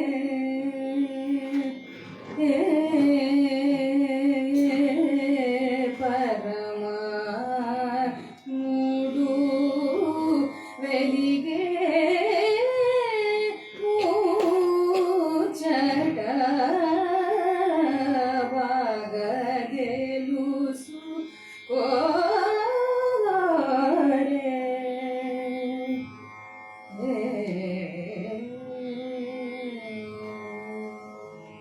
ಇಲ್ಲಿ ತ್ಯಾಗರಾಜರಿಗೆ ಮೋಕ್ಷ ಸಿಕ್ಕುವ ದಾರಿಯನ್ನು ಪಂಚಮಹಾಭೂತಗಳಲ್ಲಿ ಸೇರಿಕೊಳ್ಳುವುದನ್ನು ಬಹಳ ಮಾರ್ಮಿಕವಾಗಿ ಇದರಲ್ಲಿ ತಿಳಿಸಿದ್ದಾರೆ. ಪರಿತಾಪದಲ್ಲಿ ಇನ್ನು 10 ದಿವಸ ಆಯಿತು ಹೇಳಿ, ನೀನು ಬರಲಿಲ್ಲ ಇನ್ನು ಸಹ. ಸರಯೂ ನದಿಯಲ್ಲಿ ಶ್ರೀರಾಮ ಚಿನ್ನದ ದೋಣಿಯಲ್ಲಿ ಹೋಗ್ತಾ ಇದ್ದಾನಂತ, ವಿಹಾರ ಮಾಡ್ತಾ ಇದ್ದಾನೆ. ತ್ಯಾಗರಾಜರು ನೋಡ್ತಾ ಇದ್ದಾರೆ, ನೀನು ಬರ್ತಾನೆ, ಈಗ ಬರ್ತಾನೆ, ಇನ್ನು 10 ದಿನದಲ್ಲಿ ನನಗೆ ದರ್ಶನ ಕೊಡುವುದನ್ನು ಮರೆತೆಯಾ ಹೇಗೆ ಎನ್ನುವಂತೆ ನೋಡ್ತಾ ಇರ್ತಾರೆ. ಅವರ ಮುಖದಲ್ಲಿ ವೇದನೆ ಇದೆ. ಶ್ರೀರಾಮ ವಾರ ನೋಟದಿಂದ ನೋಡ್ತಾನಂತೆ ಅಲ್ಲಿಂದ. ಇವರು ಎಲ್ಲೋ ಒಂದು ಬದಿಯಲ್ಲಿದ್ದಾರೆ, ಸರಯೂ ನದಿಯ ತಟದಲ್ಲಿದ್ದಾರೆ. ವಾರ ನೋಟದಲ್ಲಿ ನೋಡಿದ ಶ್ರೀರಾಮನಿಗೆ ತ್ಯಾಗರಾಜರ ಪರಿತಾಪ ಅರ್ಥ ಆಗ್ತದೆ. ತ್ಯಾಗರಾಜರ ಅಂತ್ಯಕ್ಕೆ ಸಂಭವಿಸಿದ ಇದೊಂದು ಘಟನೆ ಅಂತ ಎಲ್ಲ ವಿದ್ವಾಂಸರ ಅಭಿಪ್ರಾಯಪಟ್ಟು ಆ ಮನೋಹರಿ ರಾಗದ ಪರಿತಾಪ ಬಹಳ ಚೆನ್ನಾಗಿದೆ. ಅದನ್ನು ನಮ್ಮ ಸಂಗೀತಗಾರರು ಹಾಡುವಾಗ ಫಾಸ್ಟ್ ಹಾಡಿಬಿಡೋದು. ಅವರು ಎಲ್ಲ ಪಟ ಪಟ ಪಟ ಪಟ ಹಾಡು ಪರಿತಾಪ ಮಾಡಲಿಕ್ಕೆ ಬಿಡುವುದಿಲ್ಲ. ತ್ಯಾಗರಾಜರು ಹೋಗಿ ಅವರು ರಾಮ ಅಲ್ಲಿ ವಾರ ನೋಟದಿಂದ ನಾನು ಹತ್ತಿರ ಬರ್ತಾನೆ 10 ದಿವಸ ಆಯ್ತು, ಈಗ ಬರ್ಲಿಕ್ಕೆ ಆಯ್ತು ಈಗ ಅಂತೇಳಿ ಅವ್ರು ಕಾಯ್ತಾ ಇದ್ರು. ಇವರು ಗಲಾಟೆ ಮಾಡಿ ನಮ್ಮ ಚಪ್ಪಳೆ ತಪ್ಪಬಾರ್ದು ಆಯ್ತಾ, ಈ ಹಾಡೆಲ್ಲ ಹಾಗೆ ಗಲಾಟೆ ಮಾಡಿದ್ರು, ಯಾರು ತಪ್ಪಬೇಡಿ ಸ್ವಚ್ಛ. ಅದರಲ್ಲಿ ಏನು ಹಾರ್ಟ್ ಇದೆ, ಅದರಲ್ಲಿ ಏನು ತವಕ ಇದೆ, ಅದನ್ನು ನೋಡಿ ಈಗ ಬರ್ತಾನೆ ಅಂತ ಹೇಳುವಂಥ ಅದನ್ನು ಅಷ್ಟು ಚೆಂದ ಮಾಡಿ ಹಾಡುವವರಿಗೆ ಹಾಕಿ ನಾನು ಸಹ ಹಂಬಲಿಸ್ತೇನೆ. ಈಗ ಹೇಳುವುದಾದರೆ ಸಾವಿರಾರು ಮುಖಗಳು ತ್ಯಾಗರಾಜರು ರಾಮನನ್ನು ಕಂಡ ಬೇರೆ ಬೇರೆ ದರ್ಶನಗಳನ್ನು ನಾವು ಹೀಗೆ ಉಲ್ಲೇಖ ಮಾಡಿದ್ವಿ. ನಮಗೆ ನಾವು ಸ್ವಲ್ಪ ಸಂತೋಷ ಪಟ್ಕೊಳ್ಬೋದು, ವೃದ್ಧಿ ಮಾಡಿಕೊಳ್ಬೋದು. ಸಂಗೀತ ಶಾಸ್ತ್ರ ಜ್ಞಾನಮು ಅಂತ ಹೇಳುವಂಥ ಒಂದು ಮುಖಾರಿ ರಾಗದ ಕೃತಿಯ ಜೊತೆಗೆ ನಾನು ಇವತ್ತಿನ ಭಾಷಣವನ್ನು ಮುಗಿಸ್ತೇನೆ. ಮನಸ್ಸೇ ಶೃಂಗಾರ ರಸವೇ ಮೊದಲಾದ ಅಖಿಲ ಸಾರ ಪೂರಿತ ಸಮಸ್ತ ಸಾರಗಳಿಂದ ತುಂಬಿರುವ ರಾಮಕಥಾ ರಾಮಚರಿತ್ರೆ ಎಂಬ ಆನಂದಾದ್ಭುತ ಆನಂದ ಸಾಗರ ಸಹಿತವಾದ ಸಂಗೀತ ಶಾಸ್ತ್ರ ಜ್ಞಾನವು, ಸಂಗೀತ ಶಾಸ್ತ್ರದ ಅರಿವು ಸಾರೂಪ್ಯ ಸೌಖ್ಯದವೇ, ಸಾರೂಪ್ಯ ಮೋಕ್ಷವನ್ನು ನೀಡುವಂಥವರು. ವಿವೇಕ ಜ್ಞಾನವುಳ್ಳ ತ್ಯಾಗರಾಜನು ಕಲಿತಿರುವ ಸಂಗೀತ ಶಾಸ್ತ್ರದ ಅರಿವು ಪ್ರೀತಿ, ಭಕ್ತಿ, ಸೌಜನ್ಯ, ವಾತ್ಸಲ್ಯವನ್ನು, ಲಕ್ಷ್ಮೀಪತಿಯ ಅನುಗ್ರಹದ ದೃಷ್ಟಿಯನ್ನು, ಸಮರ್ಪಣ ಮನೋಭಾವವನ್ನು, ಕಾರ್ಯ ತತ್ಪರತೆಯನ್ನು, ಕೀರ್ತಿಯನ್ನು ಸಂಪತ್ತನ್ನು ನೀಡುವುದು. ಆದ ಕಾರಣ ಸಂಗೀತ ಶಾಸ್ತ್ರ ಜ್ಞಾನಮು ಎನ್ನುವ ಒಂದು ಮುಖಾರಿ ಕೃತಿಯನ್ನು ನಾವೊಂದು ಲೈನು ಕೇಳಿಬಿಟ್ಟು ಗೊತ್ತಾಗಲಿ.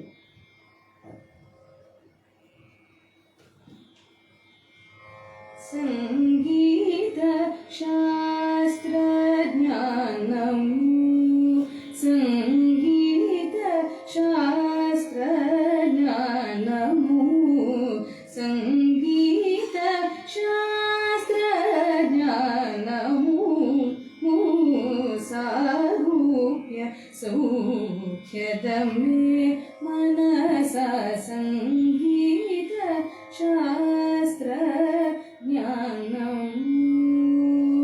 ಇದನ್ನು ನಾನು ಕೊನೆಗೆ ತಗೊಳ್ಳೋದಕ್ಕೆ ಒಂದು ಕಾರಣ ಇದೆ. ತ್ಯಾಗರಾಜರ ನಂತರ 1847 ಅವರು ತೀರಿ ಹೋದರು ಪುಷ್ಯಬಹಳ ಪಂಚಮಿಯ ದಿವಸ. ಈಗ ನಾವು 2025ರಲ್ಲಿದ್ದೇವೆ. ತ್ಯಾಗರಾಜರ ಕೃತಿಗಳನ್ನು ನಾವೆಲ್ಲರೂ ಹಾಡಿ ದುಡ್ಡು ಮಾಡ್ತಾ ಇದ್ದೇವೆ, ಬೇಕಾದಷ್ಟು ದುಡ್ಡು ಮಾಡ್ತಾ ಇದ್ದೇವೆ. ಅವರು ಉಂಚ ವೃತ್ತಿ ಮಾಡಿಕೊಂಡೇ ಕಳೆದರು. ತ್ಯಾಗರಾಜರು ಭಕ್ತಿಯನ್ನು ಹೇಳಬೇಕು. ಅವರ ಭಕ್ತಿಯನ್ನು ನೀವು ಮಾಡಿ ಅಂತಲೇ ಅವರು ಹೇಳೋದಲ್ಲ, ಭಕ್ತಿಯನ್ನು ಮಾಡೋದು ಹೇಗೆ? ಈಗ ನಮಸ್ಕಾರ ಮಾಡಿದರೆ ಭಕ್ತಿಯ, ಅಥವಾ ದೇವಸ್ಥಾನಕ್ಕೆ ಹೋದರೆ ಭಕ್ತಿಯ, ಅಥವಾ ಇನ್ನೊಬ್ಬರಿಗೆ ನಮಸ್ಕಾರ ಮಾಡಿದರೆ ಮಾತ್ರ ಭಕ್ತಿಯ? ಅದು ಹೇಗೆ ಭಕ್ತಿ ಮಾಡೋದು ಹೇಗೆ? ಅದನ್ನು ಅನುಭವಿಸಬೇಕು. ಅದನ್ನು ನಮ್ಮ ಮನಸ್ಸಿನಲ್ಲಿ ನಾವು ಮಾಡಿಕೊಳ್ಬೇಕಷ್ಟೇ ಅಲ್ಲದೆ ಇನ್ನೊಬ್ಬರು ಹೇಳಿಕೊಟ್ಟಾಗುವಂಥದ್ದಲ್ಲ. ಈ ಕೃತಿ ರತ್ನಗಳನ್ನು ನಾವು ಅಭ್ಯಾಸ ಮಾಡಿ ಮಾಡಿ ಸಂಗೀತ ಶಾಸ್ತ್ರದ ಮೂಲಕ ಆಯಾಯ ರಾಗಗಳನ್ನು ಕರಗತ ಮಾಡಿಕೊಳ್ತಾ ರಾಮಭಕ್ತಿಯಲ್ಲಿ ನಾವು ನಮ್ಮಷ್ಟಕ್ಕೆ ವಿಲಯನ ಹೊಂದುವುದು ಬಹಳ ಮುಖ್ಯ. ಅದಕ್ಕೆ ಭಕ್ತಿ ಸರೆಂಡರೇ ಕಾರಣ. ನಾವು ಸರೆಂಡರೇ ಆಗಬೇಕಷ್ಟೇ ಅಂತ ಹೇಳುವಂಥದ್ದನ್ನು ಅವರು ಹೇಳಿದ್ದು 2000 ಇಸವಿಯ ನಂತರ ನಾವು ಸ್ವಲ್ಪ ಬದಲಾವಣೆ ನೋಡ್ತಾ ಇದ್ದೇವೆ ನಮ್ಮ ಕರ್ನಾಟಕ ಸಂಗೀತದ ಕ್ಷೇತ್ರದಲ್ಲಿ. ಭಕ್ತಿ ಭ್ರಾಂತಿ ಅಂತೇಳಿ ಹೇಳುವಂಥವರು ಬಂದಿದ್ದಾರೆ. ಈಗ ಭಕ್ತಿಯ ಬೇರೆ ಇಲ್ಲ ಅಂತೇಳಿ ಹೇಳುವಂಥ, ಅದನ್ನು ಪ್ರತಿಪಾದಿಸುವಂತಹ ಅತ್ಯದ್ಭುತ ಕಲಾಕಾರರು ನಮ್ಮ ಮುಂದೆ ಬಂದಿದ್ದಾರೆ. ಇವರ ಜವಾಬ್ದಾರಿ ತುಂಬ ಜಾಸ್ತಿ ಇದೆ. ಯಾಕಂದರೆ ಅದ್ಭುತ ಕಲಾವಿದರು, ತಾರಾ ಕಲಾವಿದರು, ಎಲ್ಲರ ಕಣ್ಮಣಿಗಳು. ಅವರು ಹೀಗೊಂದು ಶಬ್ದ ಹೀಗೊಂದು ಹೇಳಿಬಿಟ್ರೆ ಸಂಗೀತ ಶಾಸ್ತ್ರ ಜ್ಞಾನ ಅಂತ ಹೇಳಿದಂಥ ತ್ಯಾಗರಾಜರು ಹುಚ್ಚುರ ತಲೆ ಸರಿರಲಿಲ್ಲ, ಅಥವಾ ತಲೆಯಲ್ಲಿರುವ ಭಕ್ತಿ ಮಾರ್ಗ ಅಂತ ಹೇಳಿದರೆ ಅವರಿಗೆ ಸರಿ ಇರಲಿಲ್ಲ ಅವರಿಗೆ. ಅಥವಾ ನಮ್ಮ ಎಲ್ಲ ಸಾಧು ಸಂತ ವರೇಣ್ಯರು ನಮಗೆ ಭಕ್ತಿ ಮಾರ್ಗವನ್ನು ಉಪದೇಶಿಸಿದರೆ ಸುಳ್ಳು. ಅದನ್ನು ಎರ್ರಾಪಿಲ್ಲಿಯಾಗಿ ನಾವು ಚೆಲ್ಲಾಪಿಲ್ಲಿಯಾಗಿ ಅದನ್ನು ಬಿಸಾಡಿಬಿಟ್ಟು ನಾವು ಭಕ್ತಿ ಇಲ್ಲದ ಮಾರ್ಗವನ್ನು ಹೇಳ್ತೀವಿ. ನಾವು ರಾಗದ ಭಕ್ತಿ ಇದೆ ನನ್ನ ಹತ್ರ, ರಾಮನ ಭಕ್ತಿ ಇಲ್ಲ, ಕೃಷ್ಣನ ಭಕ್ತಿ ಇಲ್ಲ ಅಂತೇಳಿ ನಾವು ಸಾರಾಸಗಟಾಗಿ ರಾಮನನ್ನು ಅಥವಾ ಈ ಭಕ್ತಿ ಮಾರ್ಗವನ್ನು ನಾವು ತಳ್ಳಿ ಕೆಳಗೆ ಹಾಕಿದರೆ ನಮ್ಮ ಆಲದ ಮರದ ಬುಡ ಅಲ್ಲಾಡ್ತದ್ರಿ, ಅಲ್ಲಾಡ್ತಾ ಇದೆ. ನಮಗೆ ಪುತ್ತೂರಿನಲ್ಲಿ ಗೊತ್ತಾಗಿದೆ ಇಲ್ಲೋ ಗೊತ್ತಿಲ್ಲ ನನಗೆ, ಅಥವಾ ಬೇರೆ ಊರಿನವರು ಅಲ್ಲ. ನಾವು ಏನು ಮಾಡಬೇಕೀಗ? ಅದು ಭಕ್ತಿ, ಅದು ಅವರು ಭಕ್ತಿ ಸಂಗೀತದವ್ರಿ. ಅಯ್ಯೋ, ಅವರೆಲ್ಲ ಭಕ್ತಿ ಸಂಗೀತ, ದರ್ ಇಸ್ ಎ ಕ್ಲೀವೇಜ್. ಇದು ಹಾಗಾಗಬಾರ್ದು. ಇದರ ವಿಷಯ ಮಾತಾಡೋದಾದರೆ ನಾನು ಮೊನ್ನೆಷ್ಟೇ ಬೆಂಗಳೂರಿನಲ್ಲಿ ಒಂದು 2.5 ಗಂಟೆ ಮಾತನಾಡಿ ಬಂದೆ. ಇಲ್ಲಿ ಮಾತಾಡೋದಿಲ್ಲ. ನನಗೆ ಅವಕಾಶ ಕೊಟ್ಟ ಶ್ರೀಶಕುಮಾರ್ ಅವರಿಗೆ, ತದೇಕ ಚಿತ್ರದಿಂದ ಕೇಳಿದ ನಿಮಗೆಲ್ಲರಿಗೆ, ಎಂದರೋ ಮಹಾನುಭಾವರು, ಅಷ್ಟು ಜನರಿಗೂ ನನ್ನ ವಂದನವು ಅಂತೇಳಿ ಹೇಳಿಬಿಟ್ಟು ನನ್ನ ಮಾತನ್ನು ಮುಗಿಸ್ತೇನೆ.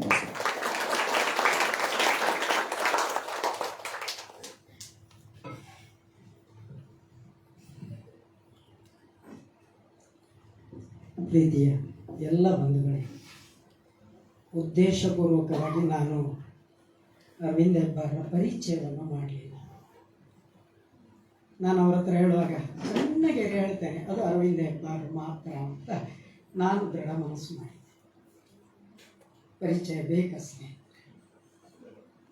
ಬಾಟ್ನಿ ಪ್ರೊಫೆಸರ್, ಸಸ್ಯಗಳ ಒಂದು ರೀತಿಯ ಉದ್ದೀಪನ ಆದಾಗೆ ಬಂದಾಗೆ ಇಡೀ ಸಂಗೀತದ ಮೂಲಕ್ಕೆಳೆದು ಆಳಕ್ಕೆಳೆದು ಅದನ್ನು ತಟ್ಟಿ ಮುಟ್ಟಿ ಅನುಭವಿಸಿ ಅದನ್ನು ನಮಗೂ ಹಂಚುವ ಈ ಕೆಲಸದ ಎದುರಿಗೆ ನಾವು ಕೂಡ ನಿಮಗೆ ಶರಣಾಗ್ತೀವಿ. ಸ್ನೇಹಿತ, ಸೌತ್ ಕೆನರಾ ಇಡೀ ಒಂದು ದಕ್ಷಿಣದ ಇಲ್ಲಿಯ ಸಂಗೀತದ ಎಲ್ಲ ಜನಗಳನ್ನು ದಾಖಲಿಸುವ ಕೆಲಸ ಮಾಡಿಕೊಂಡಿದ್ದಾರೆ. ನನಗನ್ನಿಸ್ತದೆ ನಾವೆಲ್ಲ ಭೌತಿಕವಾಗಿ ಯಾವುದೋ ಒಂದು ಹೊಟ್ಟೆಪಾಡಿಗೆ PhD ಅಂತ ನಾನು ತಮಾಷೆ ಮಾಡುವ ಪದ ತಪ್ಪು ತಿಳ್ಕೊಳ್ಬೇಡಿ, ಪೆದ್ದ ಹೆಡ್ಡ ದಡ್ಡ ಅಂತ. ಸರಿ, ಅಂಥ ಪ್ರಯತ್ನ ಮಾಡದೇ ಇದ್ದು ಇಡೀ ಒಂದು ಸಂಗೀತದ ಗಟ್ಟಿತನವನ್ನು ಎಲ್ರಿಗೂ ಹಂಚ್ತಾರಲ್ವ ಸರ್, ಮತ್ತೊಮ್ಮೆ ನಿಮಗೆ ಕೃತಜ್ಞತೆಗಳು ಸರ್. ನಿಮ್ಮಿಂದಾಗಿ ಸಂಗೀತ ಉಳಿಯುತ್ತದೆ, ಸಂಗೀತ ಗಟ್ಟಿ ಆಗ್ತದೆ. ಹಾಗಾಗಿ ನೀವು ಪುತ್ತೂರಿನವರು ಅಂತ ನಾನು ಯಾವತ್ತೂ ಕೂಡ ಗಟ್ಟಿ ಹೇಳಲಿಕ್ಕೂ ಕರ್ನಾಟಕದವನು ಸರ್, ನಾವೇ ಕರ್ನಾಟಕದವರು.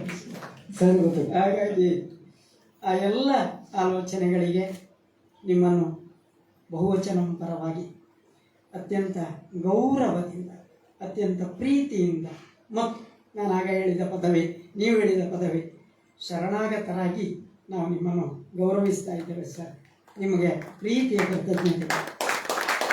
ಒಟ್ಟಿಗೆ ಅಷ್ಟೇ ಬೆಂಬಲ ಮಾಡಿದ ಸಮನ್ವಿ ಮತ್ತು ಶ್ರೀರಾಗ ಅವನು ಶ್ರೀರಾಗ, ಅದೇ ಶ್ರೀರಾಗ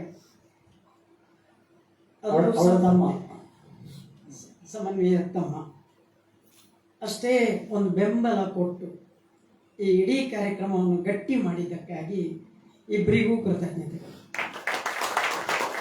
ಈ ಸಭಾಭವನದ ಪ್ರಾರಂಭದಲ್ಲಿ ನಮ್ಮ ಸೀರೀಸ್ ಸ್ಟಾರ್ಟ್ ಆಗುವಾಗ ನಮ್ಮ ವಿವೇಕಾನಂದ ಕಾಲೇಜಿನ ಇಂಗ್ಲಿಷ್ ಪ್ರಾಧ್ಯಾಪಕ ಬಾಲಕೃಷ್ಣ ಭಟ್ ಅವರು ಸಂಗೀತ ರಸವಿಸ್ತಾರ ಅಂತ ಒಂದು ಡೆಮೋ ಮಾಡಿದರು.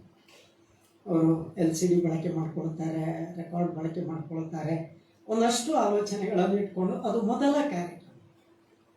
ಇವತ್ತಿಗೆ ಅದು ಗಟ್ಟಿಯಾಗಿ ಸಾರ್ಥಕ ಆಯಿತು.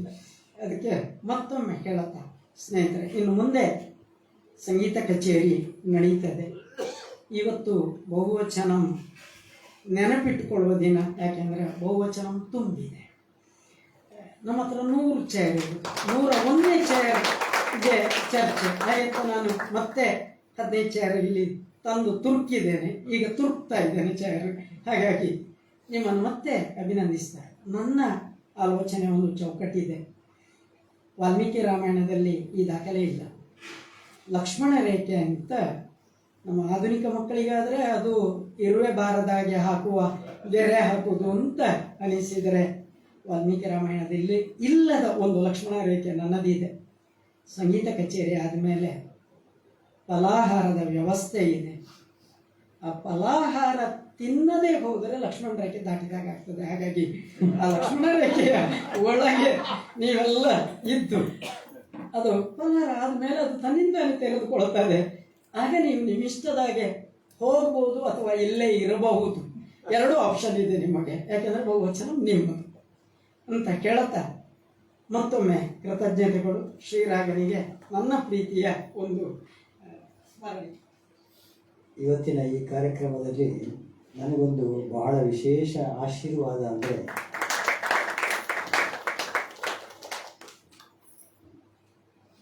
ನನ್ನ ಅತ್ಯಂತ ಆಪ್ತ ಹಿರಿಯ ಮಿತ್ರರಾದ ಲಕ್ಷ್ಮೀಶ ತೋಳ್ಪಾಡಿಯವರು ಇಲ್ಲಿ ಬಂದು ಕೂತಿದ್ದಾರೆ.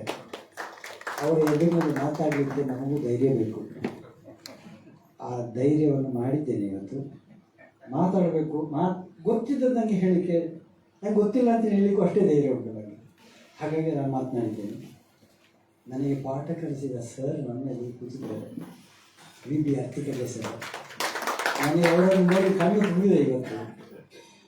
ಅವರಿಗೆ ಕೋಟಿ ಕೋಟಿ ಪ್ರಣಾಮ ಹೇಳ್ತೀನಿ. ನನ್ನ ಅತ್ಯಂತ ಆತ್ಮೀಯ ಮಿತ್ರ ಡಾಕ್ಟರ್ ವರದರಾಜ ಚಂದ್ರಗಿರಿ ಅವರಿದ್ದಾರೆ. ಡೋಗ್ರ ನನ್ನ ಸಂಗೀತದ ಯಾತ್ರೆಯಲ್ಲಿ ಪ್ರಥಮವಾಗಿ ಕಣ್ಣು ತೆರೆಸಿದಂಥ ಒಬ್ಬ ವ್ಯಕ್ತಿ ನಮ್ಮ ಊರಿನ ರಾಜರತ್ನ ಪಿಳ್ಳೆ. ತಪ್ಪಲ್ಲ, ಚಪ್ಪಳೆ ಹಿಡಿದು ತಪ್ಪಬೇಕು.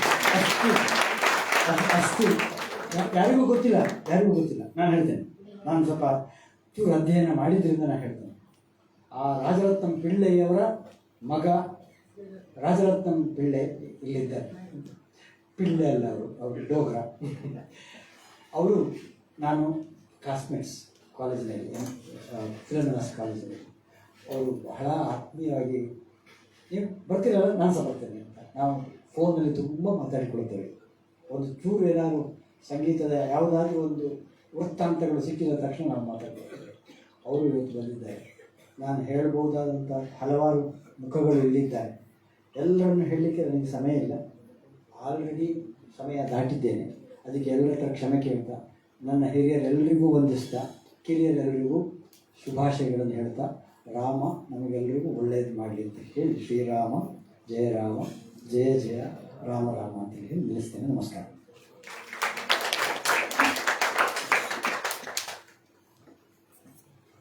ಒಂದು 5 ನಿಮಿಷದಲ್ಲಿ ಪ್ರಾರಂಭ ಆಗ್ತದೆ ಸರ್. ಲಕ್ಷ್ಮೀ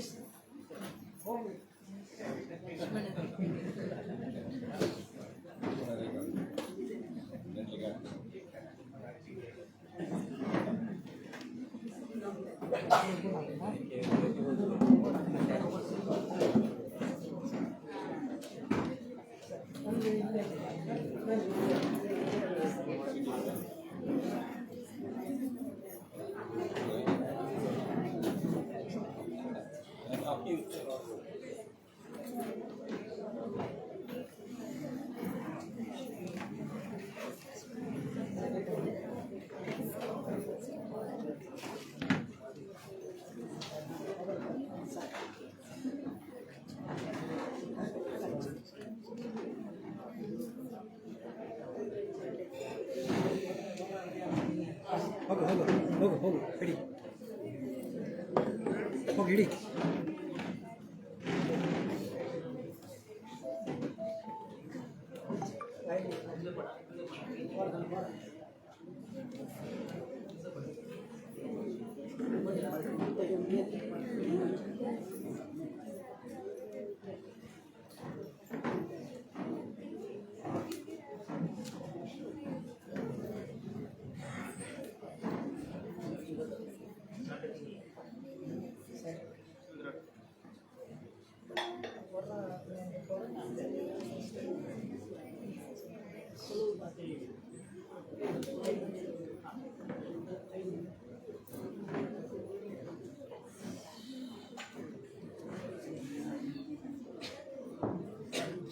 ಐಕೆ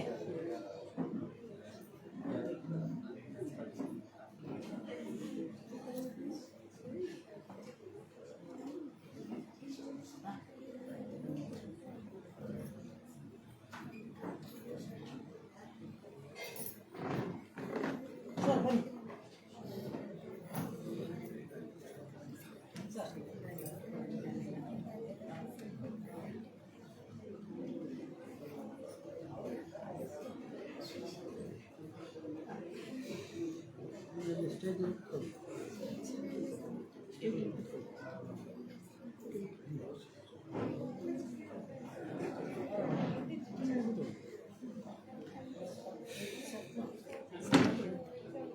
ಸೈಡಲ್ಲಿ ಕೂತ್ಕೊಳ್ಳಿ, ಅವರು ಕೂತ್ಕೊಳ್ಳಿ.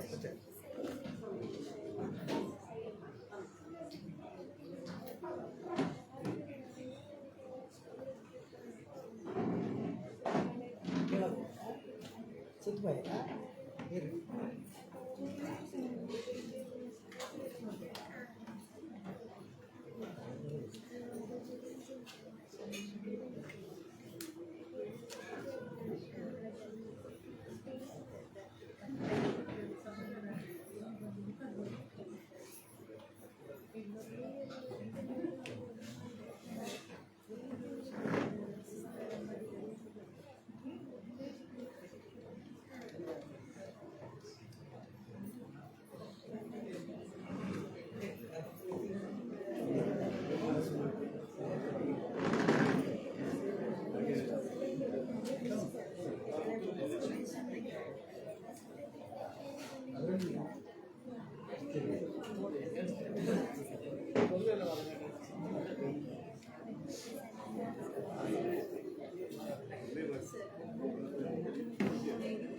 ಮಕ್ಕಳಿಗೆ ಫೀಡ್ಬ್ಯಾಕು ಮೂಲ ಹಾಂ ಸರಿ ಸರಿ ಇನ್ನು ಚಾಪಡಿತ್ತು